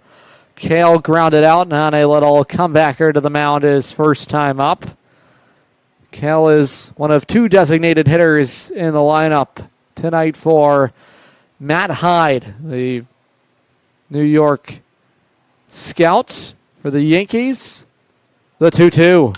That is on the ground. Tough play over there at first. The play over at first base. Boy, Flannery, good instincts to cover the first base bag. Good support by Elias Huber to support Aiden Barclay, who sprawled out on a screaming grounder on the right side of the infield. It sets down Cale, and Flannery has his first out of the night. Check that. That was... Here's Brady Collins.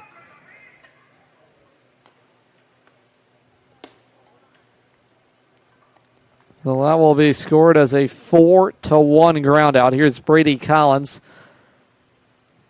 He reached on an error his first time up. Committed out there in center field. Gets a weave and a miss there. evens the count. 1 ball, 1 strike. Sean Flannery doing the pitching. Right-hander headed to UConn. Flannery was the NEPSAC Player of the Year. And speaking with him, felt like it was a decision that was pivotal and vital in his development process going to Choate. A lot of great memories he made there for making his commitment to UConn. He gets a wave and a miss for strike 3. 2 up, 2 down for Sean Flannery. This is a lot of what we have seen throughout the summer with the Sea Unicorns. Guy that is expected to stay for the rest of the journey here this summer. Is reporting to Stores in a couple of weeks. Begin that training program with the Huskies. Leadoff man is Devin Diaz, a riser committed to the University of Miami. Flannery pitched to a 3.02 ERA. Over 83 and a third innings worked. 5-0 record. 93 strikeouts for Flannery as a senior at Choate. The 1-1. Big swing and a miss. Boy, what velocity on the fastball. Plenty of giddy up on it. And he's quickly ahead 1-2 on Diaz. 1 for 2 today. Reached on an error his last time up. He also has single today. He's looking outside at the fastball. Another one of those max effort pitches from Flannery. This is the third of 5 batters he will face here tonight. Fifth arm being used by the Futures League side. The 2-2. Downstairs breaking ball doesn't get the chase from Diaz.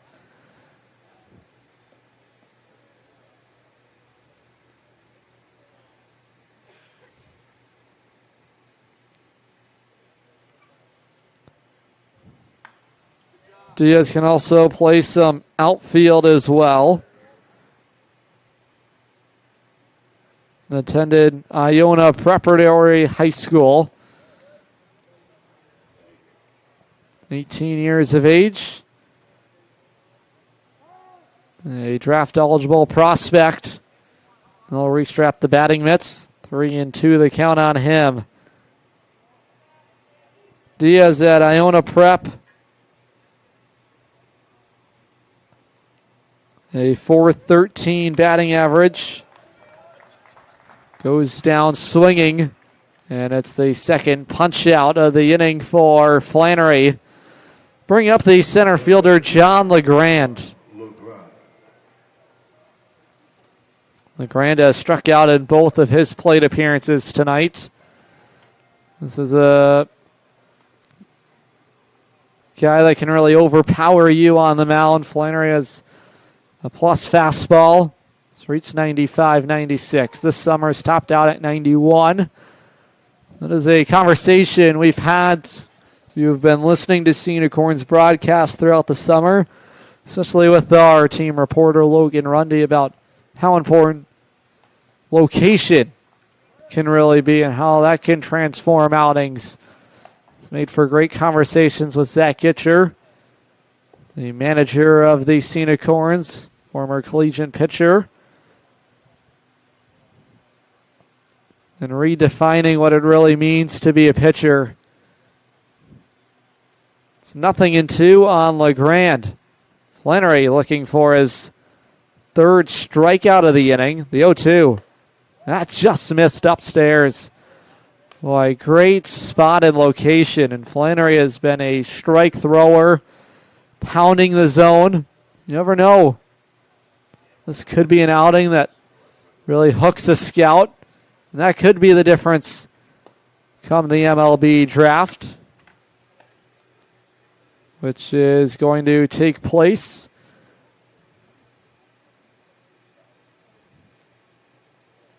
July 11th and 12th in Philadelphia.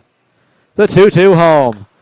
Topper foul on the first base side. Flannery just continuing to throw strikes.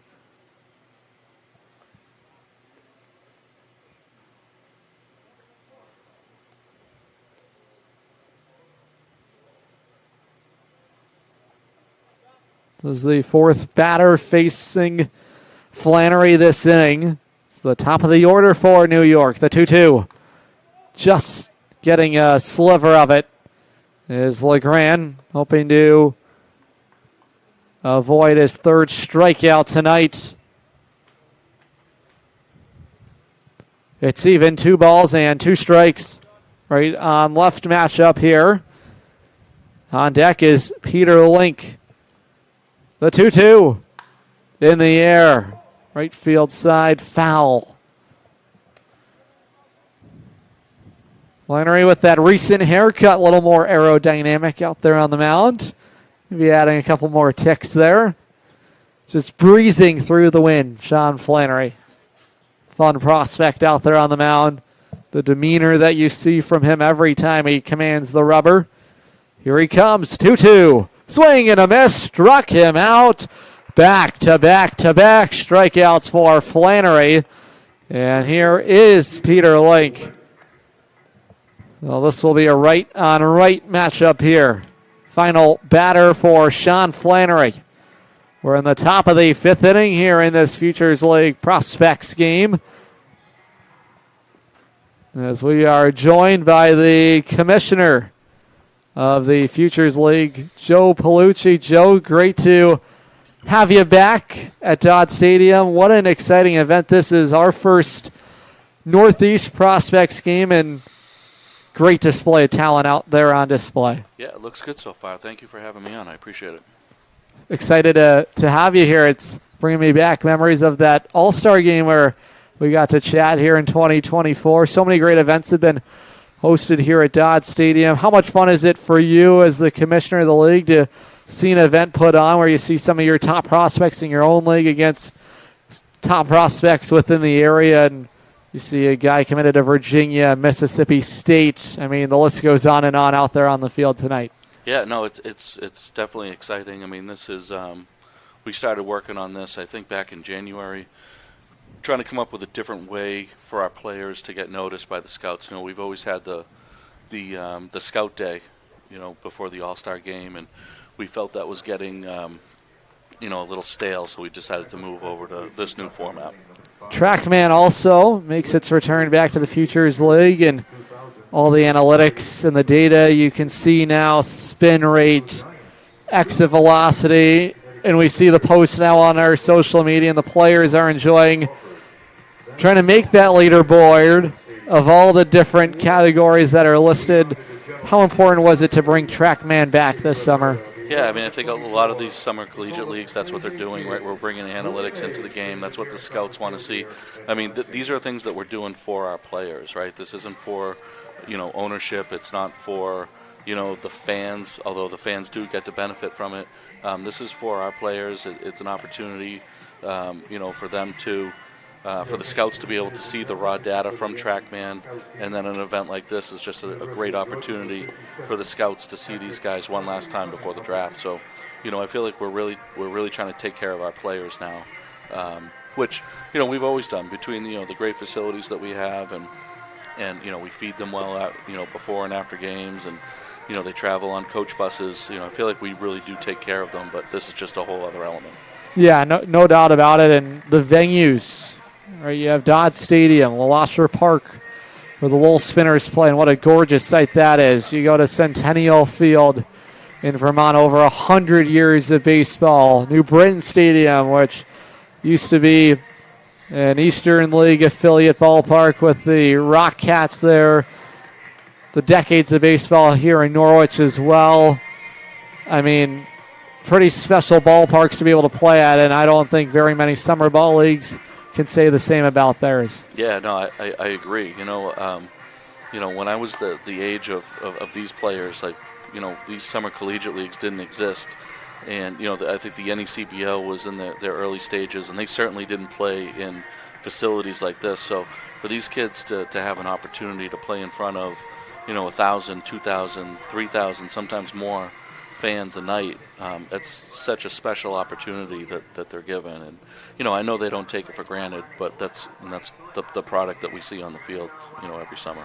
60 games is nothing to scoff at either. It is certainly the most of any summer ball league. What went into simulating the season? I know that a lot of the teams in this league are former New York Penn League affiliates. How important was it to keep that brand of a baseball for all the fans in the area that were so used to seeing baseball games every single day? And I know the players, they love the challenge to show up and play baseball. And you ask all those guys, they're excited in the summertime. They don't have to worry about school right now. They can just show up and be a ball player. Yeah. When Norwich and Vermont came into the league, it was important that we get to that 60 number, just to kind of, like you said, they were used to pro ball where they were playing. Were they playing close to 100 games, if not more? So the best we could do was get to 60, which is, a lot more than the NECBL, a lot more than the Cape. But, that's why we have bigger rosters, and, we certainly see a lot of turnover throughout the year. But there's so many good players throughout New England, throughout the country. There's plenty of opportunities for people to play in this league. Last summer, I know a marquee event on the calendar was the All-Star Game. It was at Polar Park, AAA affiliate of the Boston Red Sox. What went into planning such spectacle there at Polar Park? And I want to give credit to the Worcester Bravehearts, the hosting team in the Futures League, to put together that event. Maybe some of your favorite memories, seeing the top talent of this league on display at that ballpark. Yeah, the All-Star Game is always, the focal point of the summer for our league. And, the Vacaros, the owners of the Bravehearts, they went through great lengths to bring baseball to Polar Park, bring the All-Star Game there. It was a really, logistically, it was a really tough thing to do because we did the Home Run Derby the night before and the Scout Day the night before, or the day before, at Fitton Field. And then we moved everything over to Polar Park for the game. So it was great. It was a great event. We had a ton of fans there. It was great baseball, and Johnny Damon, made a special appearance and spoke to the players before the game.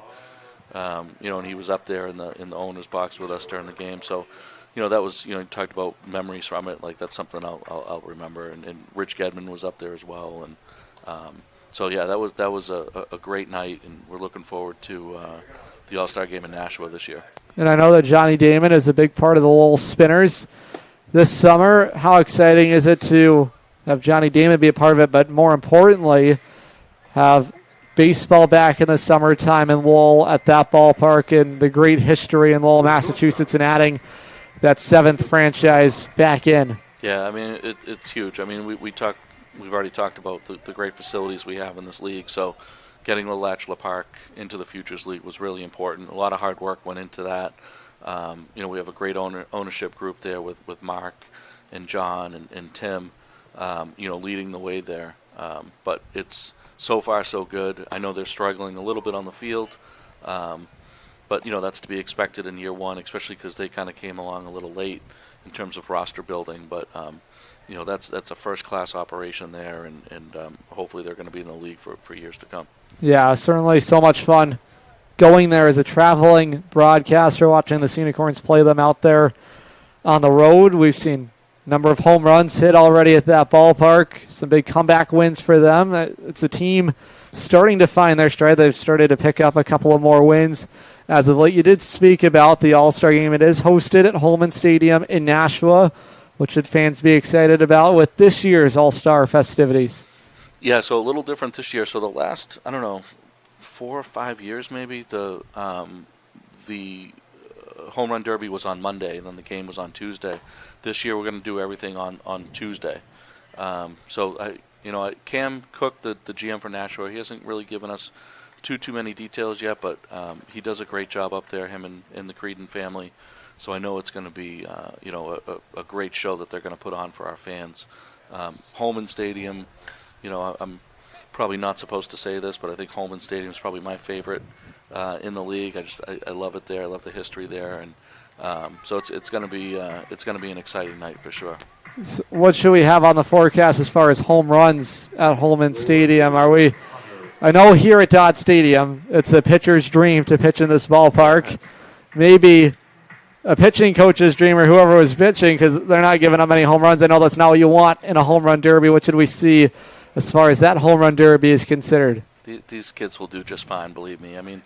I know Lee talked about we weren't going to hit a ton of home runs in the Derby when we did it here, but they did just fine. Jackson Marshall certainly handled himself. Yeah, for sure. I mean, I think I've been down on the field for all the home run derbies since I've been involved in the league, and it's just I'm in awe of how far these kids can hit the baseball. So yeah, I have no worries that they're going to put on a good show for us.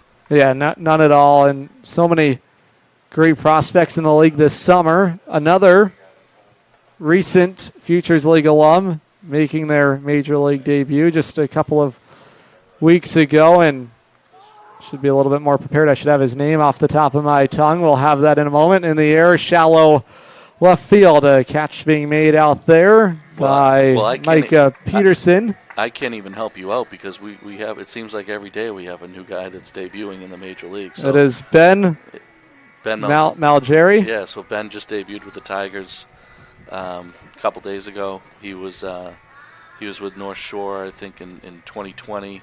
That was the COVID year. I think he went to Northeastern after that, and yeah, so he's. I don't know what we're at number wise, but in terms of major leaguers, but there's been a huge increase over the last few years. I have to imagine that's 28, Josh. 33. Boy, they're just coming in bunches now. Yeah. Remember last season we hit the 25 mark, right? So wow, I mean, already over the 30 threshold. That is exciting this is players that have made their MLB debut. But if you want to go through the numbers of players drafted, there have been countless players drafted through the Futures League.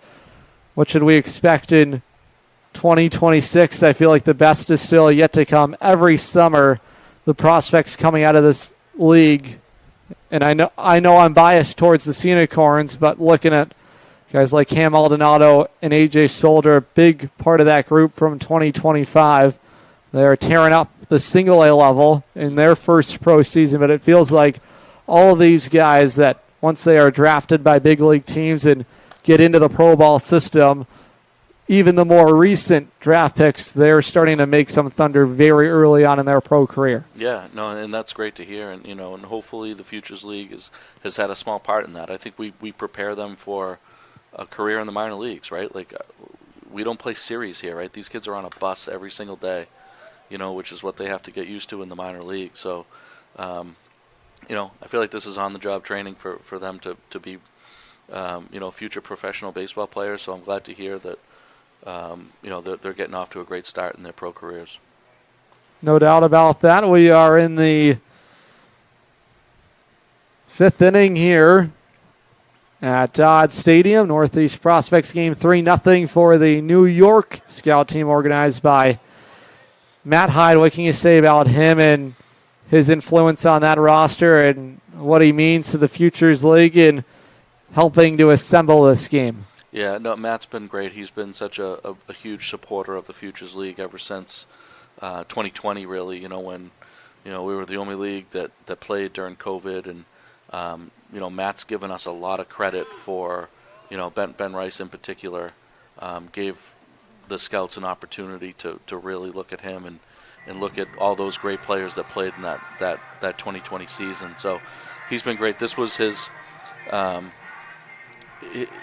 idea, really. Him and Cam Cook came together with this.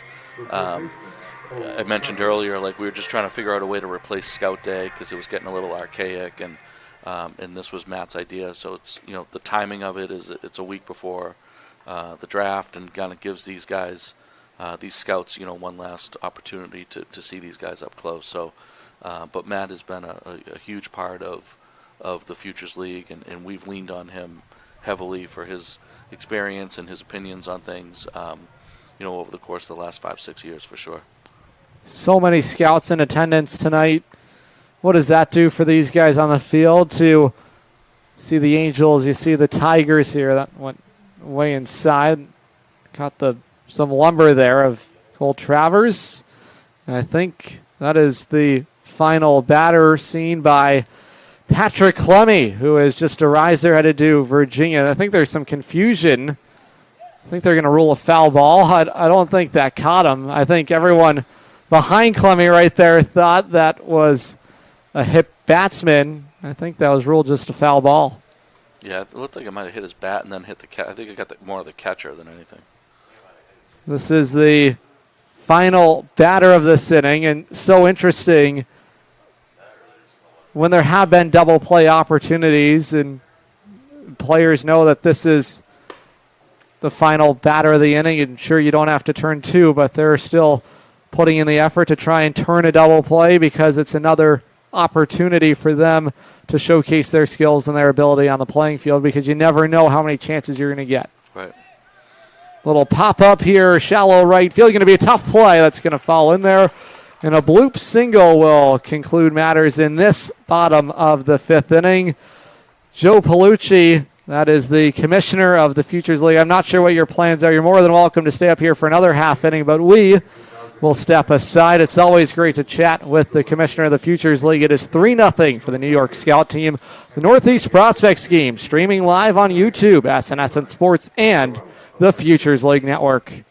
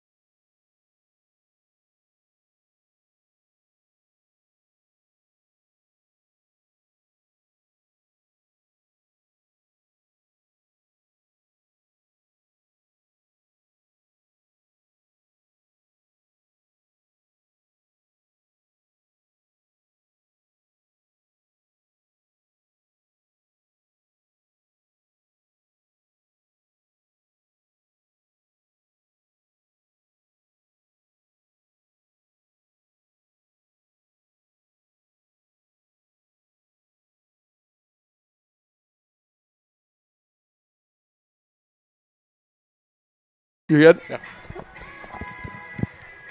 We move into the sixth inning. We are joined by Josh Cummins. This guy runs everything communications-wise within the Futures League. What an exciting event. And I know this has to certainly make you smile when you see the best of the Futures League against the best in the Northeast area and some of the talent on display. And I know that I've been speaking about this ad nauseum, but this is truly as good as it gets. Feels like a second All-Star game, really, for this league. Yeah, like Joe said in the last half inning, just to kind of see this come together after months of kind of planning for it is really cool to see several of our alumni, obviously, on the Yankees team, and then all of our guys coming together for the prospect team is really special. Thomas Harding is the new pitcher. He's in the ball game for the New Britain Bees, and he is going up against Ricky Lopez. He's a riser shortstop for this New York team. Who cuts and misses. Boy, the breaking pitches that I have watched tonight have been on another planet. Some of the movement. The risers in this league, Josh, what can you say about them? Because it really feels like they are fast-tracked towards playing professional baseball. And just thinking back in recent draft memories, a large handful of those that have been selected came into this league still as 17-year-olds, yet to turn 18, right. Guys that yet to play an ounce of college baseball and go on to have tremendous careers. Right. I mean, and it goes even before the last couple of years, too. Like, that's just the level of talent in that group is what kind of got some of the first big-time players to the league even 10, 12 years ago at this point. And the number of them has grown, and the level of talent in them has grown, and it's really awesome to see. I do know that as far as talent continuing to grow, let's go back to the draft class in 2025, the first-round picks that came out of the Futures League. And in particular, there's an individual from the Nashville Silver Knights who was selected in the top 5. How special was that for the Futures League to see that and have that moment happen? Yeah, it's been a handful of years in a row now, really, with guys in the first round, and obviously seen among them Sal Frelick, who's on the Brewers now, kind of established major leaguer now, and yeah, definitely a really special number for us. Like you were talking about again in the last half inning, that number of guys in the pros in the major leagues is skyrocketed in the last 3 or 4 years, and especially in the last 3 or 4 years, and to have that many first rounders in a league that's just over 15 years old is awesome. Trying to go through our list, and I know that you have a big part in sculpting these lists. Yeah. This is going to retire Ricky Lopez. Good play back there by McCafferty, who's done a great job this summer with the Lowell Spinners. Well, Thomas Harding record his first out here in this frame. We're in the top of the 6th inning, 3-0 for New York. But for all the fans who don't know, behind the scenes, all the work that you do for some of these record books and all the history, what is it like in the moment putting all this together and just maybe seeing the progress of this league and all the players that have come through the Futures League? Yeah, it's a lot, especially in the off season, to kind of get some of those things ready. But obviously, people like you and others around the league, I know it's really helpful. And for me, having kind of been a part of it on a team side and now for the league side, to kind of see the growth that we've been talking about and answering the last couple questions is really cool. Just the number that's grown and how many of them played Major League Baseball in the last couple of years, yeah, and just seeing that draft list all together kind of grow to the length that it has is really cool, and I'm sure there's going to be a number of others in just a few weeks, including, who knows, like someone on this field right now. Yeah, certainly. Time will only tell. It's July 11th and 12th is the MLB Draft, located in Philadelphia, Pennsylvania, and that is close by for all of our area scouts here located within the region. Spoke with some of the scouts earlier, in particular the Angels scout that is in attendance here tonight. This is a big event for him, his region, where he goes back. They all huddle before the draft. They all put together a list of players within their region that they are very high on and guys that they have been watching throughout the summer. And that's why these events and these showcases go such a long way. You never know what play it might be or which performance it might be, but an event like this where you get all the scouts together at once, this is exactly where you want to be. Right, yeah, I mean, and that was the goal of this coming in, is to see these guys in a game type environment. Obviously, again, like you guys were talking about in the last half inning, just to try something different than the scout day that's maybe become a little bit too old school. And really seeing these guys in this type of environment is what they like, and something that they can really look back at in years to come as they're making this current draft and future draft. So really cool. Nice play over there at short, made defensively by Jacob Malfant. Good work out here by Thomas Harding, who's induced a lot of soft contact. And the Bees have always been a team that have really pitched well throughout the Futures League. And what was it like seeing a guy like Brady Stewart? Was the Futures League Pitcher of the Year in 2025, and he saw 8 batters, and that is what was expected with 8 available arms for the New York Scout team. But to see him, a former future leaguer with Worcester, come back, compete in this game, try and get himself some MLB draft consideration. Yeah, and I mean, that's what it's about. We're talking about guys from big-time schools that are rising in, and then there's someone like Brady from Endicott, which is an incredible program in New England, another College World Series for them that he was a big part of this year. Yeah, so that's what it's all about, guys from all over the country and kind of right in our own backyard that come together, and he had an incredible year. He's the Division III National Pitcher of the Year, too, which can't do much better than that. So he did it here, he did it there, and I'm sure an event like this is going to only help him as well. Good work out there on the mound. Thomas Harding, 5 up and 5 down, takes care of James Fagnant. His brother James, Christian Fagnant, also a former future leaguer. He's playing pro ball right now at the Fredericksburg Nationals. It's always a family affair. It's always fun to see some of those things. And James trying to be the next in line in the Fagnant family to pro ball. Yeah, and really cool to see him on the scout team, too. Obviously, he's in our league this year, but does a number of these events throughout the summer. So really cool to have him be a part of this, too, on the other side, even though he's a current Futures Leaguer, obviously. Yeah, how did that go as far as selecting who would play on what team? Did it become a numbers game just to make sure equal numbers on both sides? Yeah, a little bit of that. I know, like I said, he does a lot of these throughout the year, so I think he's kind of, I was joking with Joe, he's kind of part of that team, so made sense for him to play. Obviously, his dad is being involved in the game as well as he is a lot of these, so that's how that one came about, but the rest of it is, as far as our team, just positions and numbers, like you said. So. We'll take a quick timeout. We are heading to the bottom of the 6th inning. We have a new arm to greet when we head there. 3-0 for the New York Scout team. This is the Northeast Prospects game live on YouTube, SNSN Sports, and the Futures League Network.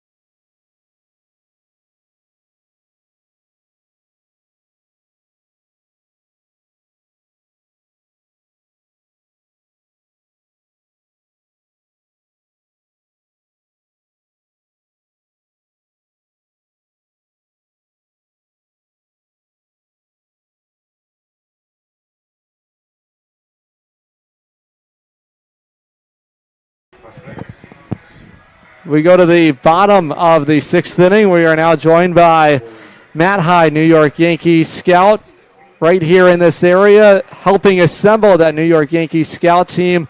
Matt, first of all, thanks so much for coming up, organizing this event, and joining us as well on the broadcast. Well, I think every scout in New England owes a debt of gratitude to the Futures Collegiate League for what they did during COVID 2020, and this has been just a great night of baseball. Let's talk a little bit about your team in particular. Some of the pitching, which has been great here tonight. Gio Colasante, 6'5", 225 pounds. It looked like the Harvard product was throwing with ease on the mound. When you watch events like this, and a lot of guys that have never really been teammates before, they're playing together in a game where it's very important for those guys. What are you looking for, especially trying and build some of that chemistry and camaraderie between everybody out there? Well, so many of these players are baseball players at their essence. You know, they've been successful. You know, Mika Peterson was Ivy League Player of the Year.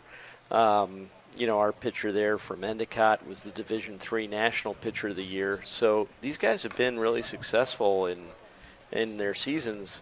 And so when you get them all together on the same field, I think they have a commonality of how they play the game, the standards they hold themselves to, and it makes it really fun to be around.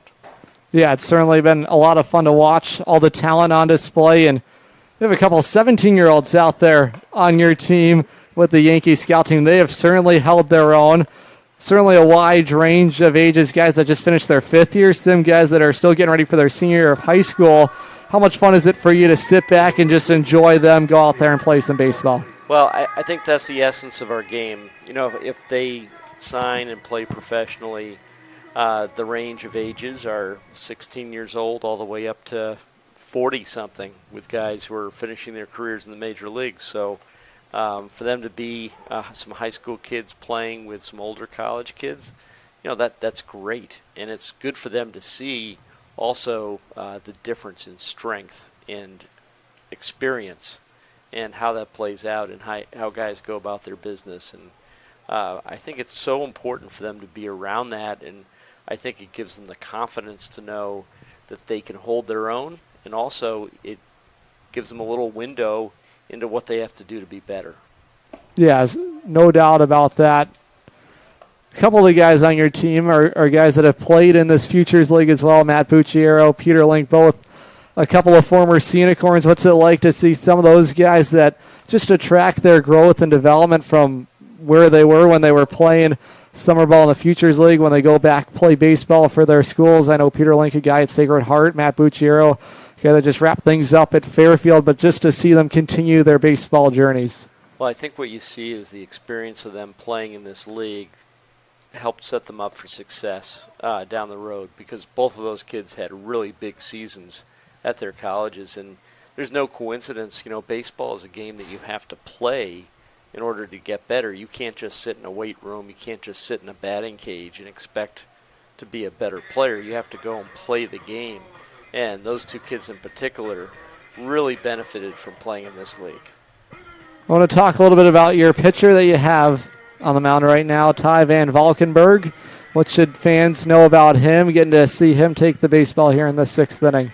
Well, Ty comes from Saugerties, New York, which if you were to walk around Saugerties probably about this time in the evening, you might see Moonlight Graham walking around. It's a go-back-in-time type village in a beautiful part of New York, and Ty's a bulldog.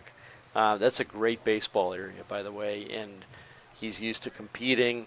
He's got a great family and committed to Miami, and we'd had him at different events over the years, including in the fall at our Metro Scout Day that we do in New York City. And, he's a guy that has just kept on getting better over time. And, I think it's really great to see him, facing some college hitters and being in this environment, because, at his high school, he's the most dominant guy in the whole area. So, once you get out here, it's a different ball game, and that's why we do it.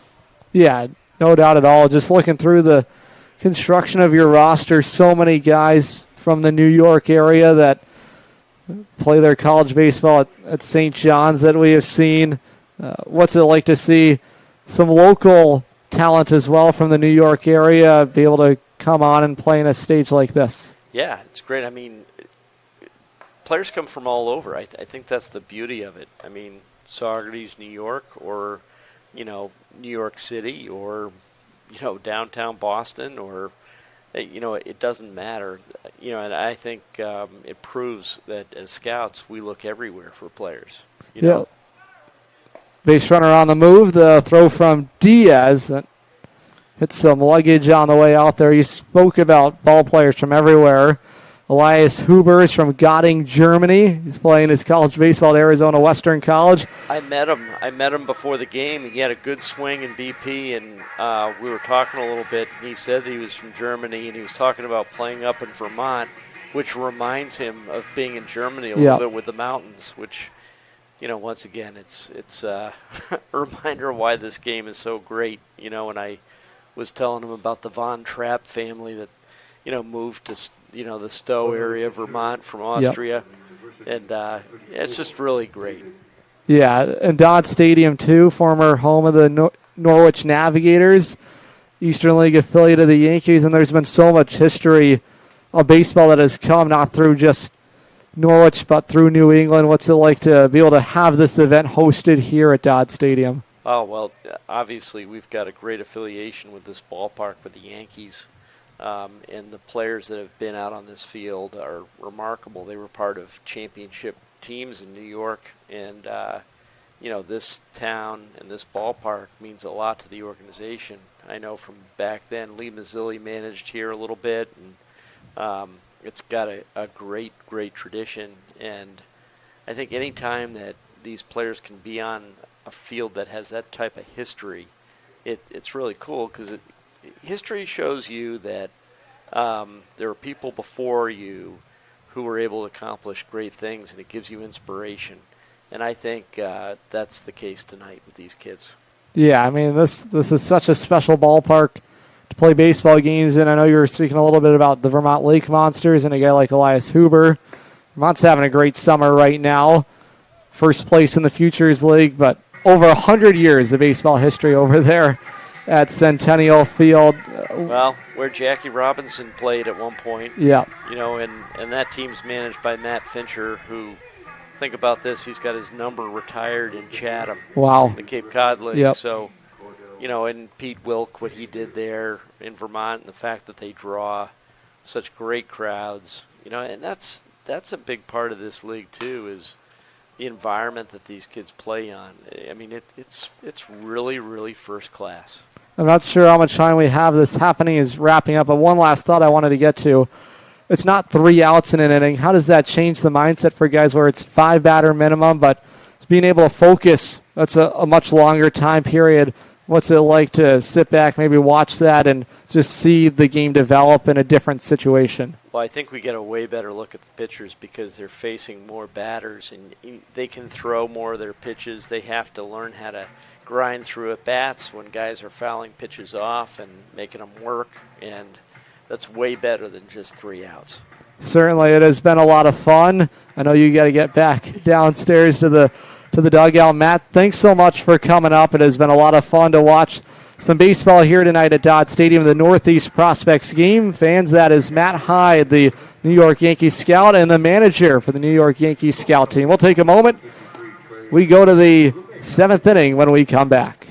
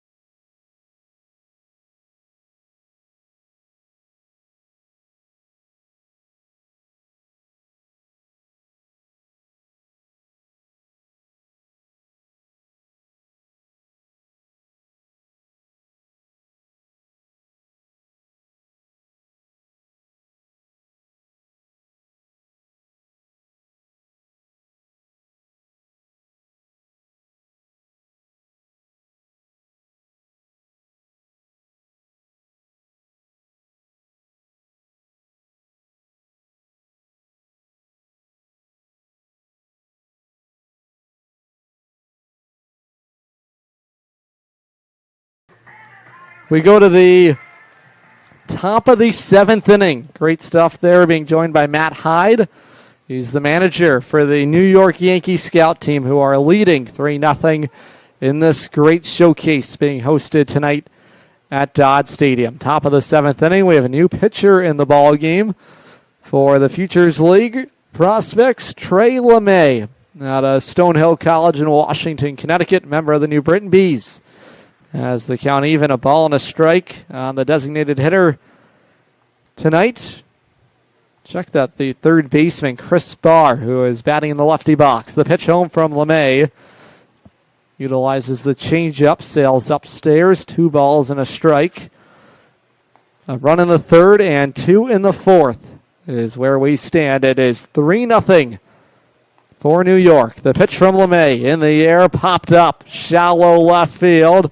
Moving over, it's the shortstop, Michael Fiataroni, who will make the squeeze on it. The Norwich Sea Unicorn makes the grab, and there is one gone here in the 7th inning. Couple of changes being made. Cordell Klinkingbeard is the new second baseman in this ball game. Michael Fiataroni is now playing short.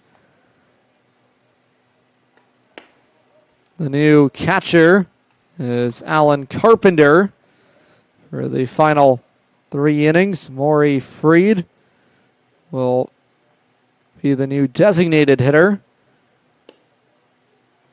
Now playing right field for the Futures League Prospects is Quinn Murphy.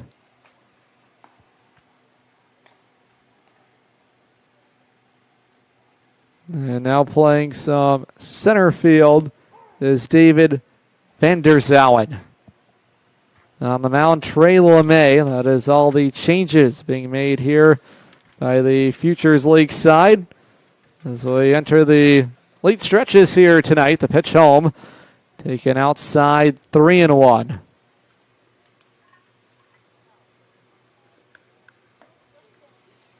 Here's Jack Cale batting, 0 for 2, a couple of groundouts. Full windup, right on left, the 3-1 home.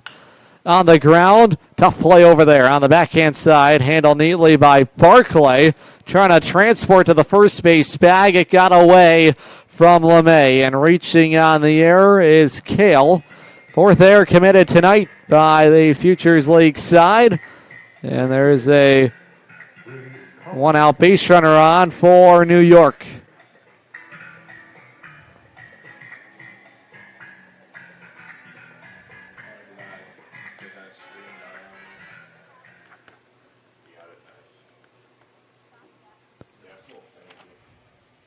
Here's the extra hitter tonight, Brady Collins. 0 for 2, struck out his last time. From the stretch, fastball in the air, pumped foul down the right side. It'll go camping out of play.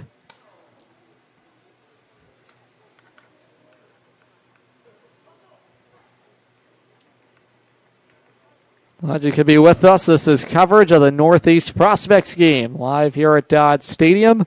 Top of the 7th inning. The 0-1 home. There goes the base runner. That is drilled right back to the screen. And heading back to the bag at first is Jack Cale.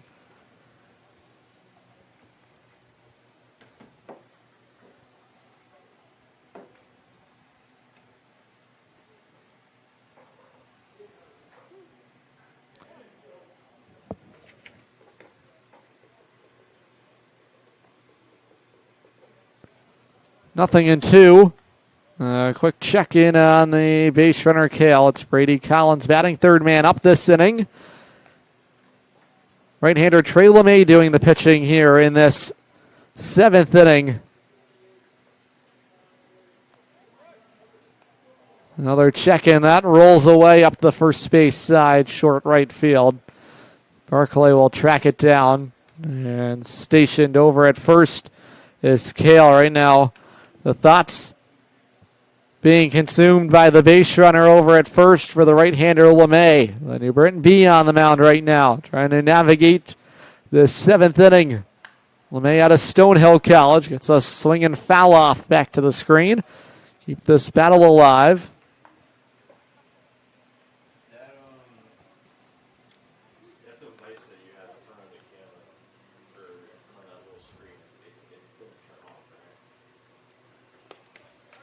There goes the base runner, and trouble back there for Carpenter, and the Worcester State product forced to hold on to it. Ball and 2 strikes the count here on Collins, the extra hitter tonight. Yankees swinging 11. Batters at the plate. 2 designated hitters, and this is the extra hitter tonight for New York. The 1-2. Breaking ball, swung on, popped up, shallow left field. Fiataroni moving back. Makes the scratch on it, and that is the second out recorded for LeMay here in this 7th inning. Top of the order, Devin Diaz.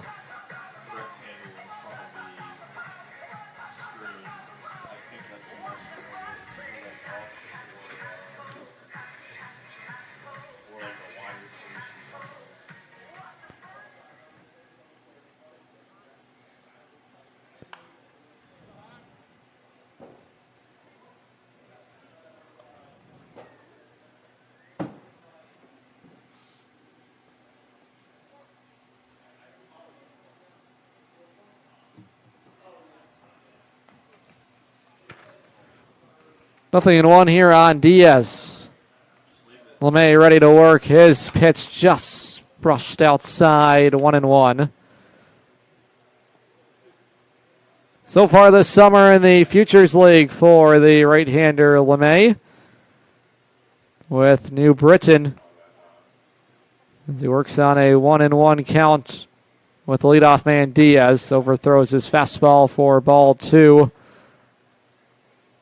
LeMay, a soon-to-be sophomore at Stonehill, pitching to a 3.18 ERA. Has made 4 starts for the Bees. 17 innings worked, 12 strikeouts. His whip 1.24, gets a swing and a miss for strike 2. Now the pitching has been superb tonight from both sides. A lot of great talent on display here today. The 2-2. Off the end of the bat, little floater to second, handled by Clinking Beer, tosses to first. And there is out number 3, recorded by LeMay. Runner on third. And the final chance this inning is John LeGrand.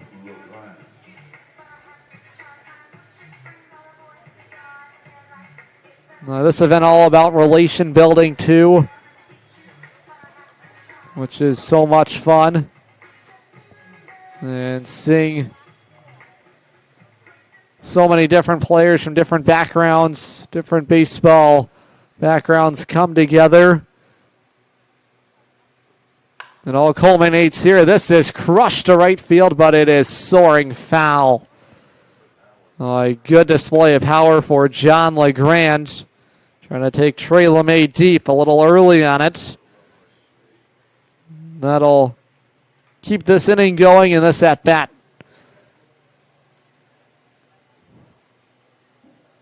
We near the 3-hour mark here tonight in this Northeast Prospects game. LeMay just spent the season at the College of Charleston. He'll be transferring to Stonehill in the fall. Stonehill, a college that has gone picking through the portal as of late. LeMay out of Washington, Connecticut.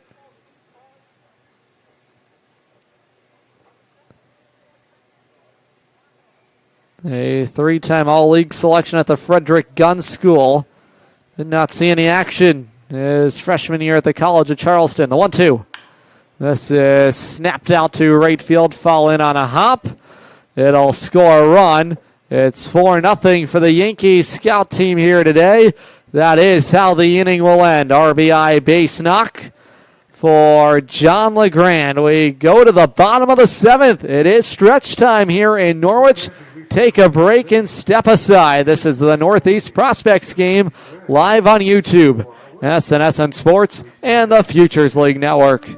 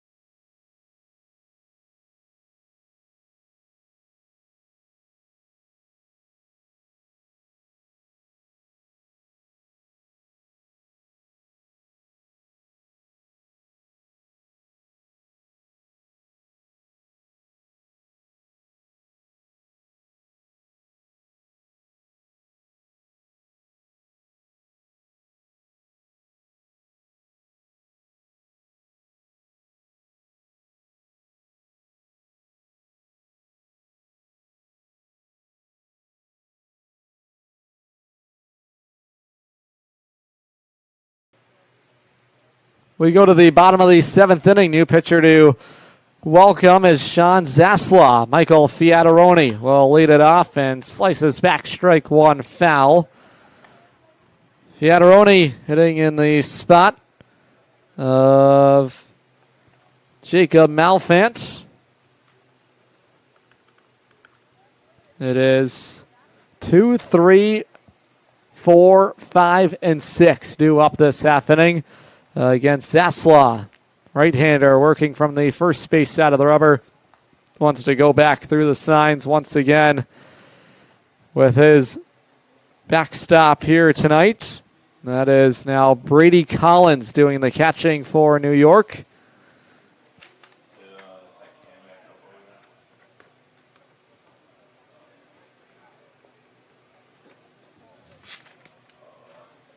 Trying to get those pitch comms working is Zaslaw and his new backstop, Brady Collins, who is the extra hitter today. They'll continue to hit that lineup of 11. There's some different positions now. Always tough to catch for a full 9 innings, and especially in a showcase. Everybody trying to showcase their abilities. The 0-1. Fastball misses upstairs, 1-1 on Michael Fiataroni out of Bryant University in Shelton, Connecticut. Was off to a roaring start this summer, hitting over the .315 mark. His 19 stolen bases are a Futures League leading. A soon-to-be sophomore at Bryant. 5'11", 215-pound infielder for the Sea Unicorns. His second summer in the Futures League. Back of the lefty box was Zaslaw's 2-1 home. Changeup fooled out in front of it is Fiataroni. It's 2-2.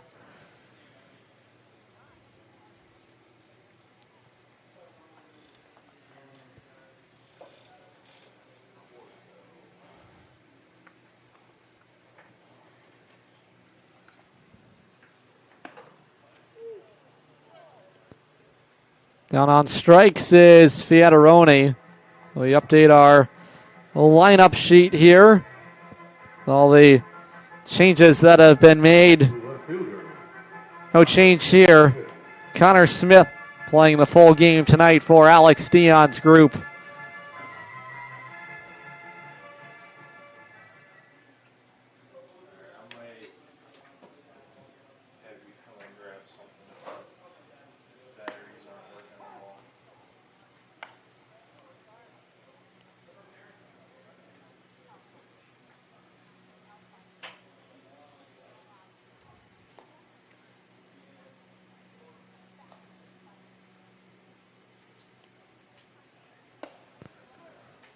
Count moves to 0-2 quickly on Smith, who is 0 for 3 today.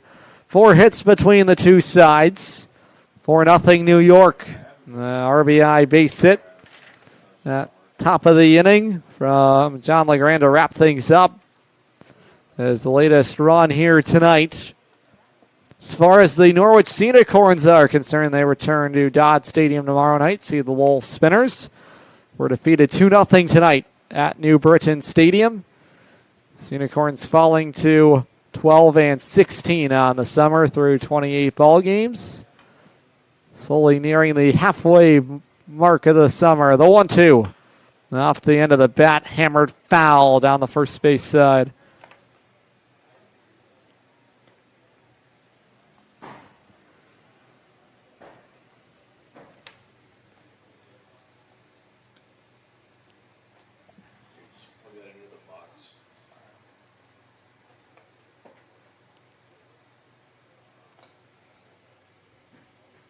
Connor Smith out of Gannon University. Back of the righty box. The 1-2 home. Taken inside.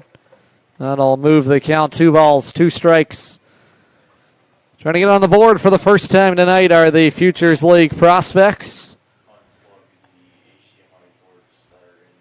Out of Sewickley, Pennsylvania is Smith, left fielder today. That's drilled back up the middle. That'll fall in for a base hit. And the prospects for the Futures League have themselves a one-out base runner here as we are underway in this 7th inning.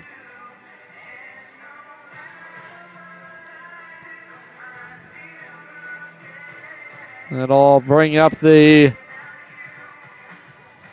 now designated hitter Bradley McCafferty, who is spending the summer with the Lowell Spinners. McCafferty, a riser, committed to Virginia out of Beverly, Massachusetts, 6'1", 205. And he's been punched out in all 3 of his plate appearances. Norwich trying to get something going against the right-hander Zaslaw. This ball pumped in, just misses low for ball 1. Zaslaw out of Bryant University with the Bulldogs. 6 feet, 200 pounds, out of Weymouth, Massachusetts. With Bryant pitched to a 2.97 ERA. Lights out stuff his junior year as a draft-eligible prospect. Made 15 appearances, 2 for starts, a 3-2 record. Any ERA sub-3, something to smile about. Certainly respectable numbers for the Bryant Bulldog on the rubber. Alan Carpenter batting here.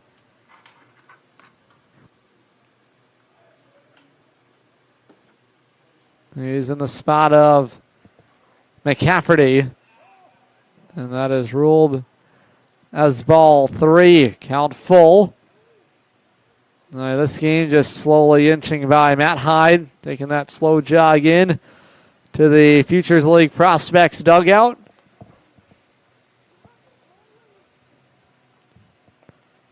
This is all about showcasing the players on the field, and that is why some of these innings have dragged on tonight. Not the usual 3 outs and you're out of the inning.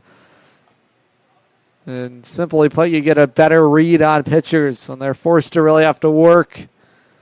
And you only see them for such a condensed period out there on the rubber. So much you can see in 3 batters compared to 5 batters, and how they can deal with traffic on. And when the pitch count raises, swinging a little grounder over to second. Charging in is Fagnet, tosses to first. That'll take care of Carpenter. And there are 2 retired in the Futures League 7th inning. Here's the third baseman, Cole Travers, to the plate.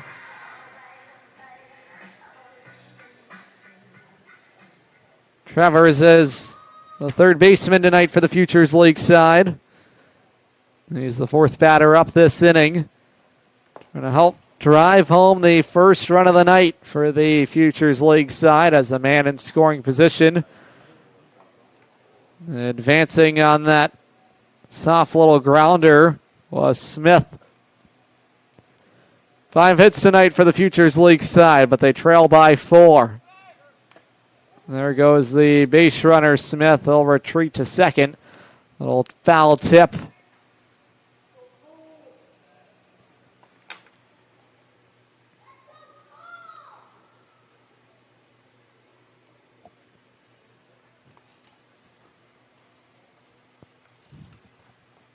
Sea Unicorns go out on the road on Thursday. Meet with the Lowell Spinners at LeLasher Park.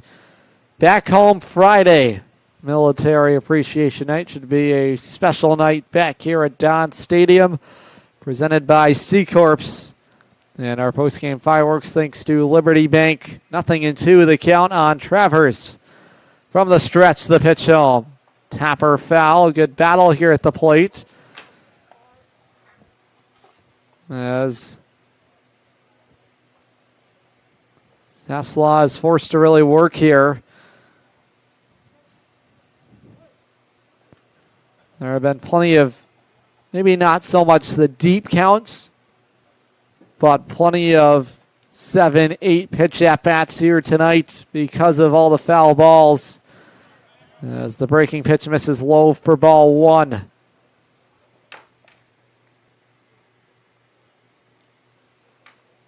Travers attended St. John Newman High School. Is committed to Stetson. And again, fights off another foul. This has been another good battle here.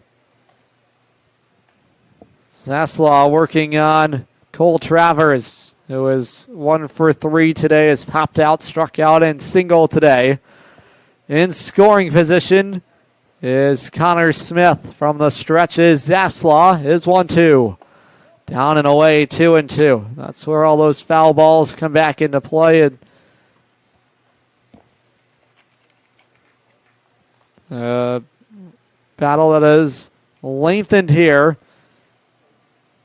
So another batter to come to the plate this inning is Maury Freed. He's on deck. Westfield Starfire. 2-2. Down and away, 3-2.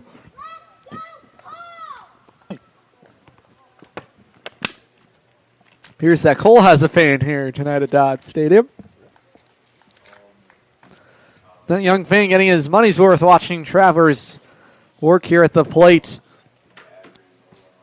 The full count pitch home. That is taken for ball 4. The throw to third up top.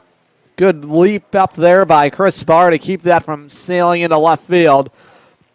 And tremendous plate discipline by Cole Travers. Boy, he saw 10 pitches. That turned to the plate. Fell behind, 0-2 in the count, and then earned himself a walk. Fouled off some tough pitches. Here's Maury Freed.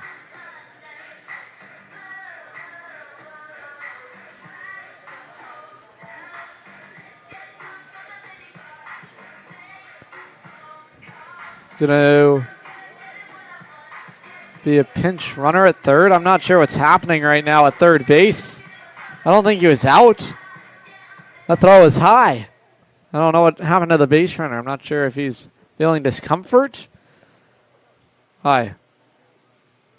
See something new when you come to the ballpark every day. Aboard at third was Smith, and he just went into the dugout on the Futures League side. Final batter of the inning is Maury Freed. The 0-1.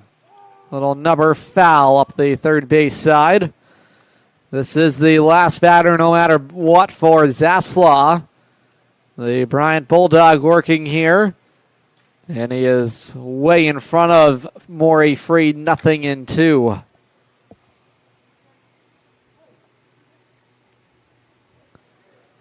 Right on right matchup. Aboard at first is Travers. And into scoring position at second is Cole Travers. Trouble back there for Brady Collins, the new catcher. Trying to handle that overthrown heater. 1 ball, 2 strikes. Futures League prospects trying to strike for the first time today. No runs, 5 hits, 4 errors. 4 runs, 4 hits, 1 error for New York. The 1-2. Change up. Lifted in the air, right field. Moving underneath it is Juju Stevens. They'll make the grab on it, and that'll hold the runner at second, and that will end the 7th inning. No runs cross the plate for the Futures League prospects. We go to the 8th when we come back. This is the Northeast Prospects game live on YouTube, SNSN Sports, and the Futures League Network.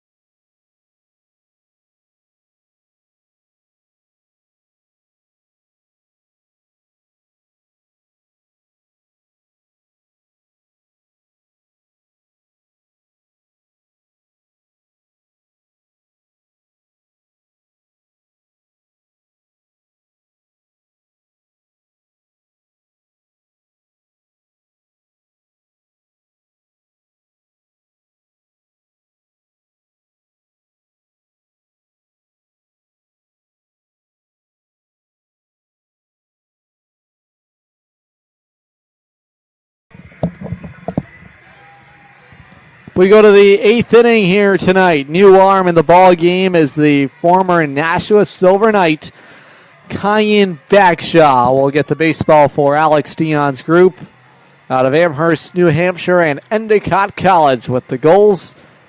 Bagshaw spent 4 summers in Nashua in the Futures League, won a championship in 2022 with the Silver Knights. An all-star last summer with Nashua. Posted a .386 ERA over 12 appearances for the Silver Knights. Logged 14 innings of work last summer. Bagshaw, the left-hander, 1-0 home to Link, taken down and in, 2-0. Link, a guy that really took off this past season at Sacred Heart. Regular at first base. Spending the summer in Danbury with the Westerners in the NECBL. Hitters count, the 2-0. Slides inside, corner, strike one. Good spot for Bagshaw. He's in the portal right now. Hoping to transfer up to the Division I level for that 5th year of college baseball. Bagshaw, such a fun guy to see at the ballpark. Brings so much energy, just a great spirit around the clubhouse. Guy so easy to root for.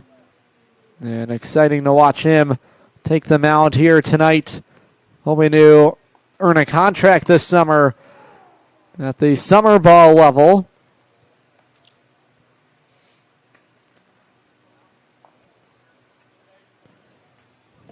And hopefully enhance that case for the Division I level.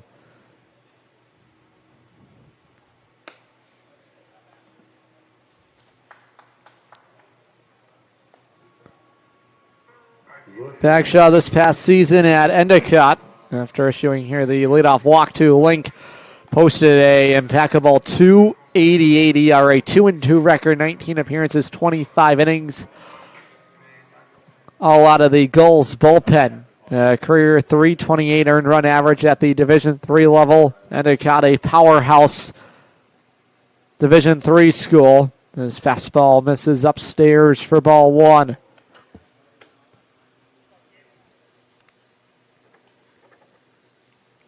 It's Ricky Lopez batting here.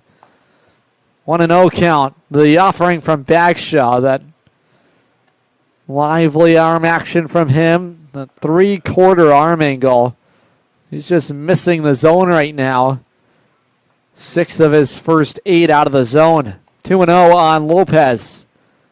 Bagshaw delivers. That is cranked foul. Out to the barbecue, Pequot Pavilion. Fun place to picnic out here at Dodd Stadium. One of the many fun seating options here. They got the luxury suites up top. This ballpark should be full here on a Friday night for Military Appreciation Night and post-game fireworks. 2-1. Big wave and a miss. Runs the count even. 2 balls, 2 strikes. Bagshaw, a veteran of the Futures League, and especially playing at this ballpark the last 4 summers. It's even 2-2 on Lopez, the shortstop for New York. Bagshaw kicks and deals home. Slides inside, 3-2. On at first is Linky, worked a walk. Another full count here for Bagshaw. Really had to work here this inning. There goes Link. It's fouled back.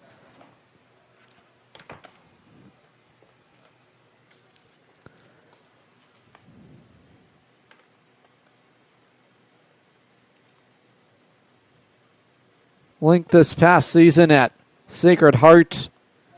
As far as the stolen bases are concerned, slowly starting to add to those numbers. 12 this past season. He had 23 as a sophomore, 41 in his career. Anytime you can add an element to your game, goes a long way. Another feature, and right now Link trying to be a pest on the base pass. Full count, 3-2 on Lopez. Carpenter set up inside. That's hacked foul. down the third base side. We're in the top of the 8th inning here tonight. This game nearing the 3-hour mark in this Northeast Prospects game. And big part of that is 5-batter rule for every pitcher. We'll do it again. Another 3-2 home. That is launched to right field. Scrambling back out there. Quinn Murphy at the warning track. Hauls it in. Boy, that had some great carry out to right field, but good coverage for Murphy. And Bagshaw has his first man retired here in the 8th inning. Here's Matt Bucciero. Booch looking for his first hit of the night.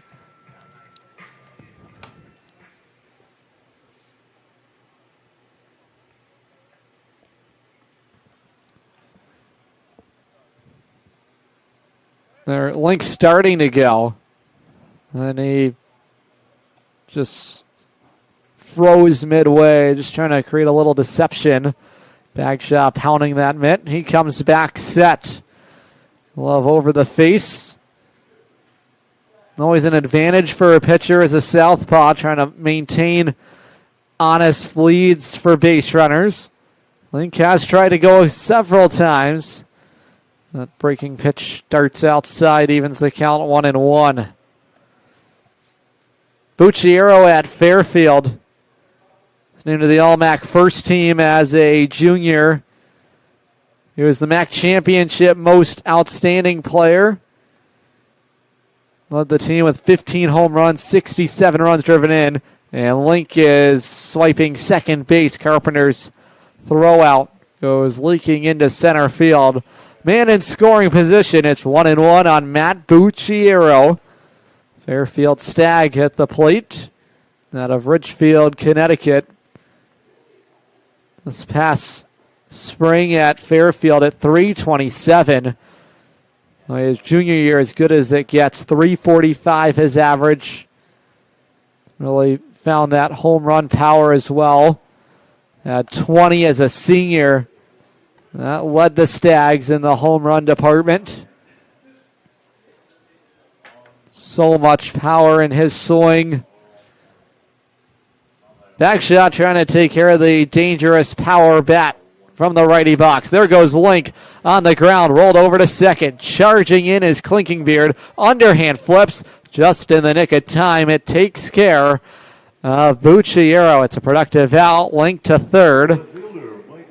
Here's the left fielder, Micah Peterson.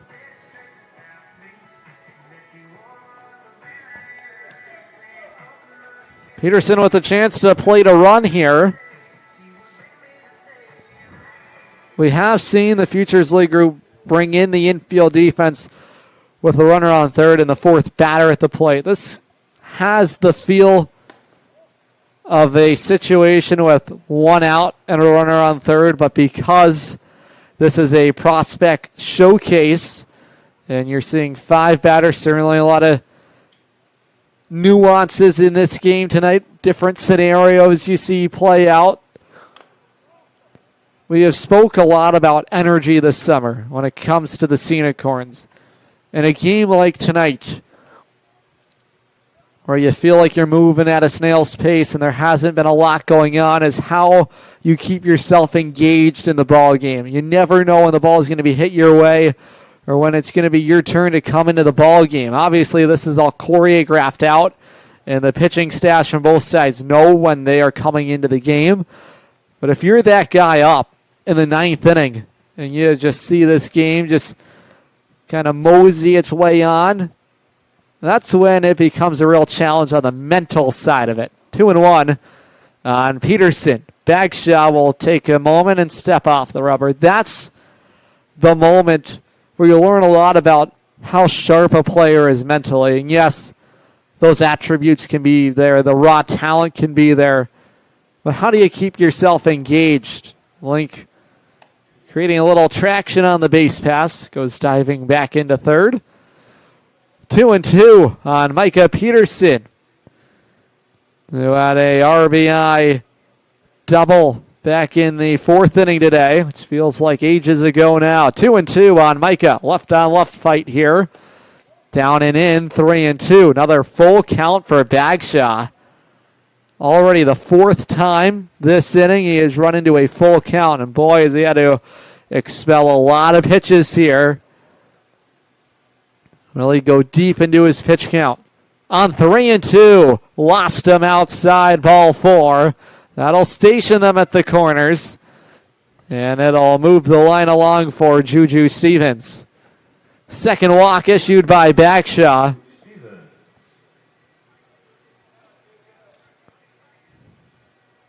There is no one in that on-deck circle, so Matt High, the Yankees scout, comes out there and scoops up the protective gear from Micah Peterson. Great recognition down there from the skip. You know he's locked in, ready to go all the time. First pitch home in the air, lifted foul, backing out of play. Juju Stevens is grounded out to the shortstop in all 3 of his plate appearances tonight. Just joining us, there's still lots of baseball to go. We're on the top of the 8th inning. You can pencil in that you will still see 15. Check that, 20 more batters here tonight still to go. We still have,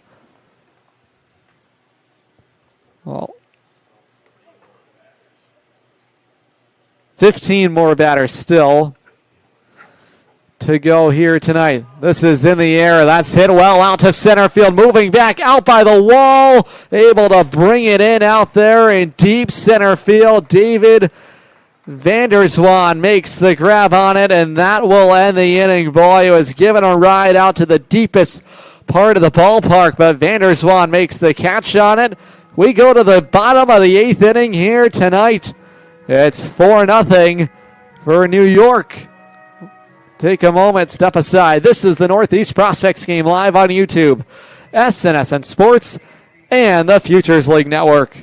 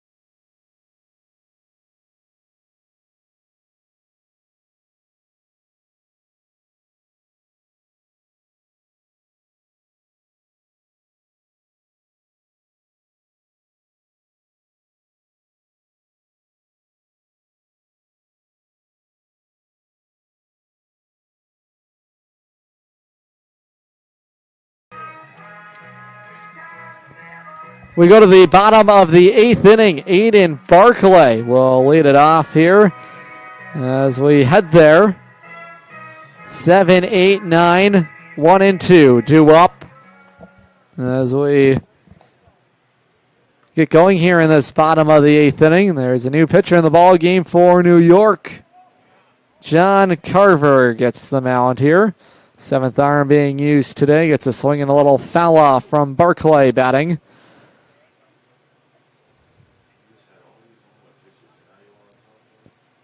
Barclay 1 for 2 here today.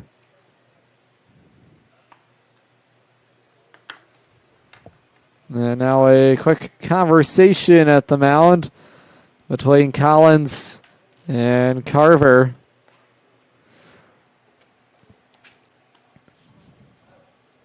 Carver out of Adelphi University in Lynbrook, New York. 5th year at Adelphi, 6'3", 210. Those high socks. Right, baby blue bat for Barclay. Westfield Starfire in the Futures League. Back of the righty box. On 0-1. That's lined back up the middle. Leadoff single for the Futures League side. It's their 6th hit of the night. Trying to get something going here against the right-hander John Carver.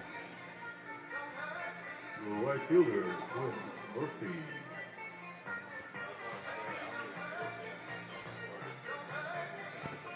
It'll bring up the right fielder Quinn Murphy batting here.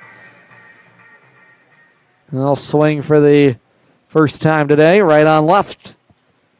With the man on Barclay. He singled to start the inning. The pitch home. On the outer black, called for a strike. Carver at Adelphi was named to the D2 CCA 3rd team All-America team. NE10 first team All-Conference. Count moves to a ball and a strike.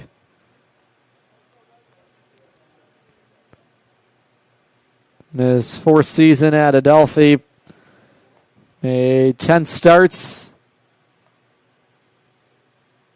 a 7-1 record, 57 in a third innings.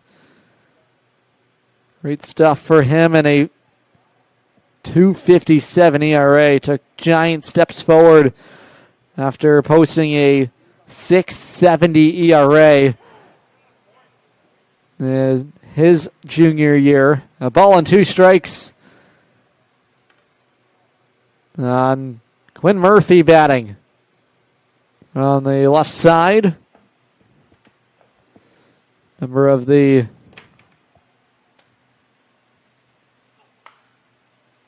Lowell Spinners. Rising junior at Maine. Ball and 2 strikes. Leadoff man reached with a leadoff single. That was thanks to the work of Aiden Barclay.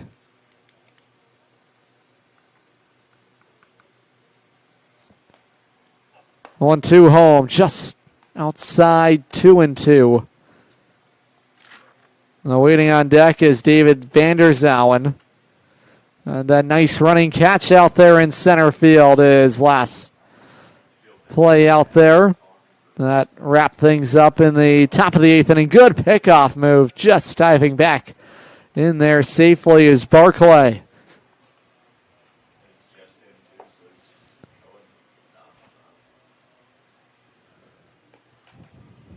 From the stretch is Carver, the 2-2. Taken on the outside corner, struck him out. Good pitch there from Carver, just dots the bottom of the zone. And sent packing is Murphy. There's Vanderzowen. He's the 3rd man up this inning.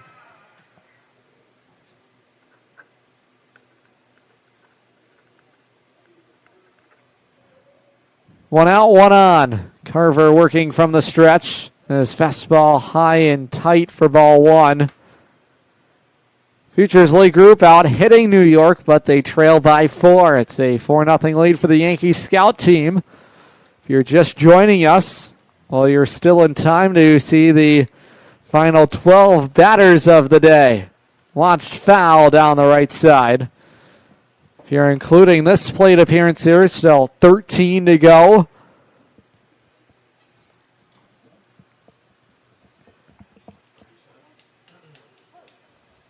This would not be the longest game here at Dodd Stadium. Longest was back on July 17th, 2012, when the Connecticut Tigers played the Vermont Lake Monsters, and the Tigers won it in walk-off fashion 5-4. That game went nearly 5 hours into the Norwich night. 4 hours and 47 minutes was the time of that ball game.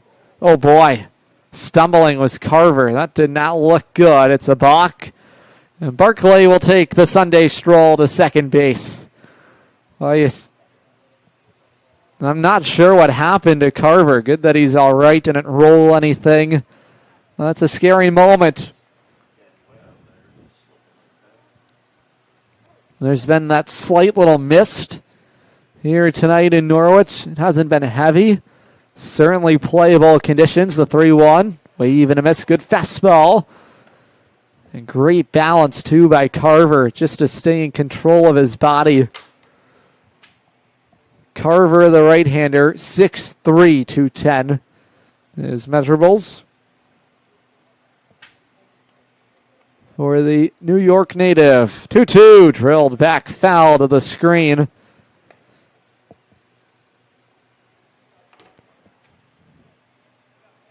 It's Vander Zowen batting out of Bentley University in Reading, Massachusetts, member of the Lowell Spinners. 5'11", 185. 2-2 taken down and in. 3-2, run the count full. A deep count here. Another one tonight. Oh, I wish we had the data on 3-2 counts. There have been a plethora of those tonight. Right now it's Vander Zowen trying to win this battle. The 3-2, cut on and miss. Blew him by with the fastball. Struck him out, and that is going to shorten the inning as we go to the 9th. So not the 5-batter minimum. As we go to the 9th inning, take a break, step aside. 4-0 for the Yankee scout team. This is the Northeast Prospects game, live on YouTube, SNSN Sports, and the Futures League Network.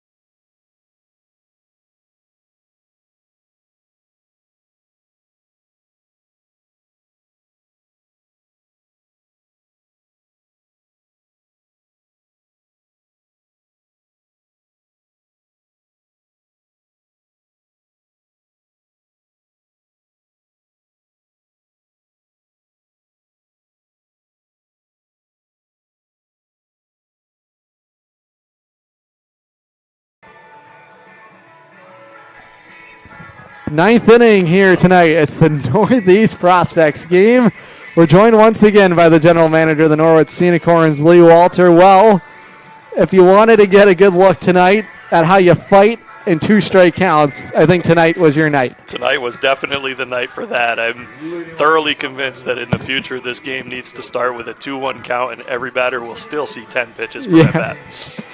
No shortage of souvenirs for the fans tonight either. Oh, no. It's funny because when Matt Hyde and I were first talking about this game and some of the other folks in the league, Matt offered to bring baseballs. I said, yeah, Matt, 5 dozen should be fine. That's what we put out for every one of our games. Well, in the 4th inning, they were calling me looking for more baseballs already. So we've definitely lost a lot of balls tonight. It is Thomas Perrogue now pitching, and James Fagnant has played the whole way tonight. New Britain B. His brother with the Fredericksburg Nationals, another former New Britain B, Christian Fagnant. And Father Ray proudly coaching in the first base coaches box. Yeah, the Fagnant family making themselves known here tonight. I mean, when you look back at a game like this, you've seen so many different players, so many different pitchers. Something that we were chatting a little bit about last inning, or maybe with myself, was how you stay mentally engaged, especially as a player. And, well, if you're Thomas Perrogue, you're coming in the 9th inning, and this is all choreographed, but you certainly learn a lot about a player, especially when you're one of those late inning arms and this game is crawling along, about how you stay mentally in it. Yeah, no doubt about that. I think, if I were pitching in this game, I would have wanted to draw one of the first innings, because then you don't have to worry about how long you're staying mentally in it. But certainly, yes, these guys, they knew what they were getting into coming here, and I'm sure they were able to stay sharp. But it's a unique thing, right? And we talked about this earlier when I was on, how it's a showcase. It's not an actual baseball game. It's a showcase played in mostly baseball rules, and a chance for everybody to get to show off for the scouts and for those in attendance as well. We spoke about it. I know it is funny or interesting, right? All the foul balls that have gone missing tonight, but you'll learn a lot about a pitcher too, as how to go deep into his arsenal tonight, about what do they do? This guy has fouled me off 3 consecutive times. Now I've gone from an 0-2 count, and I'm way in front of this guy. Now I'm into a deep count, a full count, where that can, shake your confidence or rattle you a little bit, because you're frustrated. You're like, what do I have to do to get this guy out? And then the next guy does the same thing to you. I think it's certainly been a challenging night, too, for the pitchers. Yeah, and you mentioned confidence just now. We talked about that when I was on earlier. And, I think one of the things that you start to think about when it comes to a batter versus pitcher matchup, it is not checkers. It is chess. And, anybody that has played both games certainly knows that checkers, you have a little bit of strategy involved, but you're literally going from one block to another. Whereas in chess, there's so many unique rules and so many unique ways to play it, and you're just trying to figure out what move is going to beat your opponent. Well, that's exactly what the pitcher and batter are doing to each other, because the batter's up there thinking the same thing. What do I got to do to actually put this ball in play instead of fouling it off, right? Right. And so, it definitely is very much chess out there. You're thinking against each other, and as a batter, you mentioned the pitcher. He's thinking about, what do I got to throw here to get past this guy? But the batter's thinking, okay, well, what's he going to throw to me this time? Yes. Because I've fouled everything off already. Right. Yeah, it's been a cat and mouse game, and certainly, too, on the base pass. Watching a guy like Peter Link was doing a great job of it. Sometimes he was going, and it was fouled off. He's going back to the bag at first, and then he's delaying his steal, and he's doing it against a left-hander in Conn Bagshaw. It was great to see him get on the mound, trying to earn himself a potential spot at the Division I level after finishing his career at Endicott. And then now you're wondering, boy, what step is he picking up on? Do I try and slide step? Am I going to go and quick pitch him to keep him honest at first? And that's against a left-hander. There's just so many cat and mouse games we've seen play out throughout the game. Yeah, no doubt about it. And it's the same thing you mentioned. Everything that happens on a baseball field requires a lot of thought. And you have to change things up, because if you do the same exact thing every time, those players are going to pick up on it, whether it's a certain tell that the pitcher has as to what kind of pitch he's going to throw, or like you said, the slide step versus a full leg kick when a guy's on base. And so you really have to think about those things and change things up in order to keep guys honest. Full count, 3-2 on Jack Cale. And able to win that battle and also wrap things up here is Thomas Perot. Bottom of the ninth is coming up when we come back. This is the Northeast Prospects Game live on YouTube, SNSN Sports, and the Futures League Network.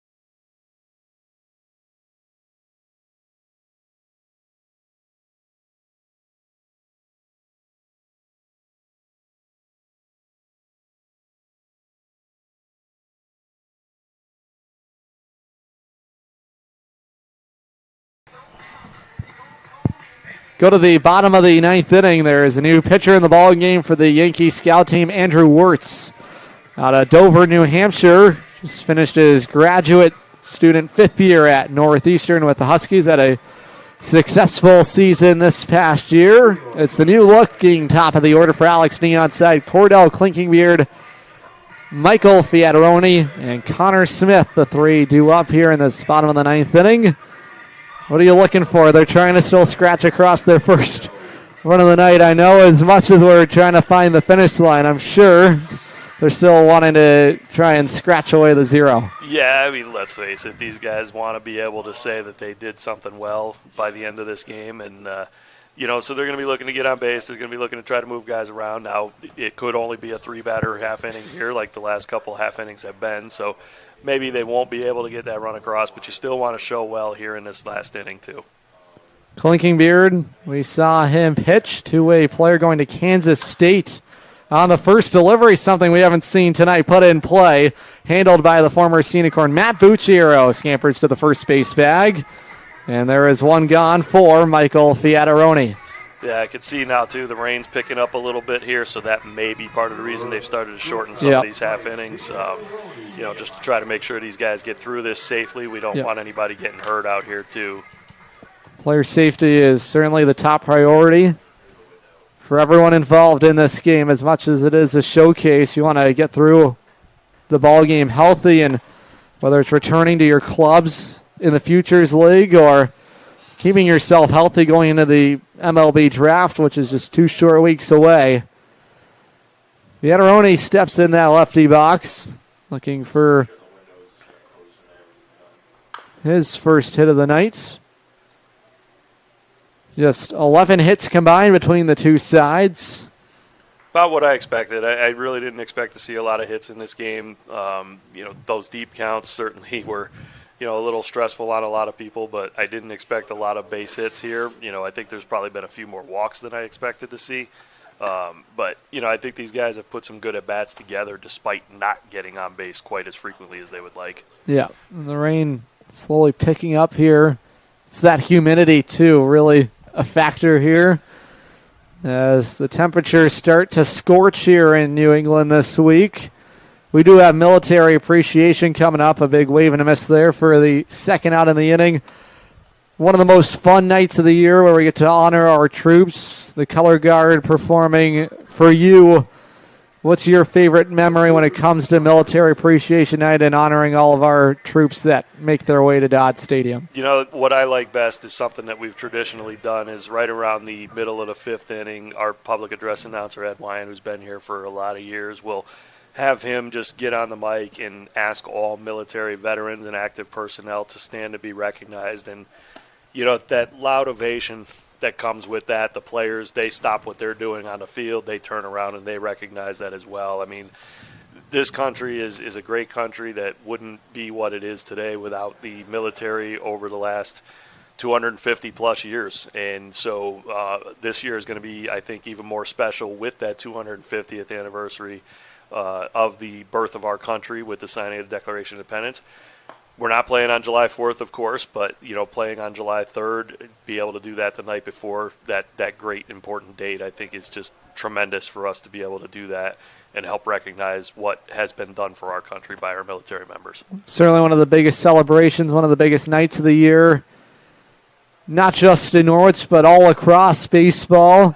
Certainly mark that on your calendar at some point, especially when you get close to that July 4th mark. Obviously, not every team can host a game on July 4th, but it is a special night, and we got to have some of our military troops join me in the broadcast booth last summer, which was a great moment for them to have them up here and share their baseball stories and their love for the game. That is handled there by James Fagnan, and that is going to conclude matters here tonight. This total time of the ball game is 3 hours and 33 minutes here tonight. New York Scout team picks it up, a 5-0 victory for everyone with the Norwich Sea Unicorns, the Futures League. And a huge thanks to the New York Scout team coming out here. A great event ahead of the MLB Draft. Everyone that joined me on the broadcast here tonight. Nick Taru, our broadcast producer and engineer, all of our staff here tonight. I'm Adam Plager. One last time, I'm sure you've all enjoyed hearing me tonight. That will wrap it up. Sea Unicorns back at home tomorrow night. Pre-game coverage is always underway at 6 o'clock local time. First pitch, 6:30. It's the Lowell Spinners in town. Lee, thanks so much for coming on. Thanks, Adam. Appreciate everything you do for us. Thank you. All right, well, that is going to do it. We will chat with everyone tomorrow. Final totals today, Yankee Scout team are winners tonight. 5 runs, 5 hits, 1 error. And the Futures League prospects fall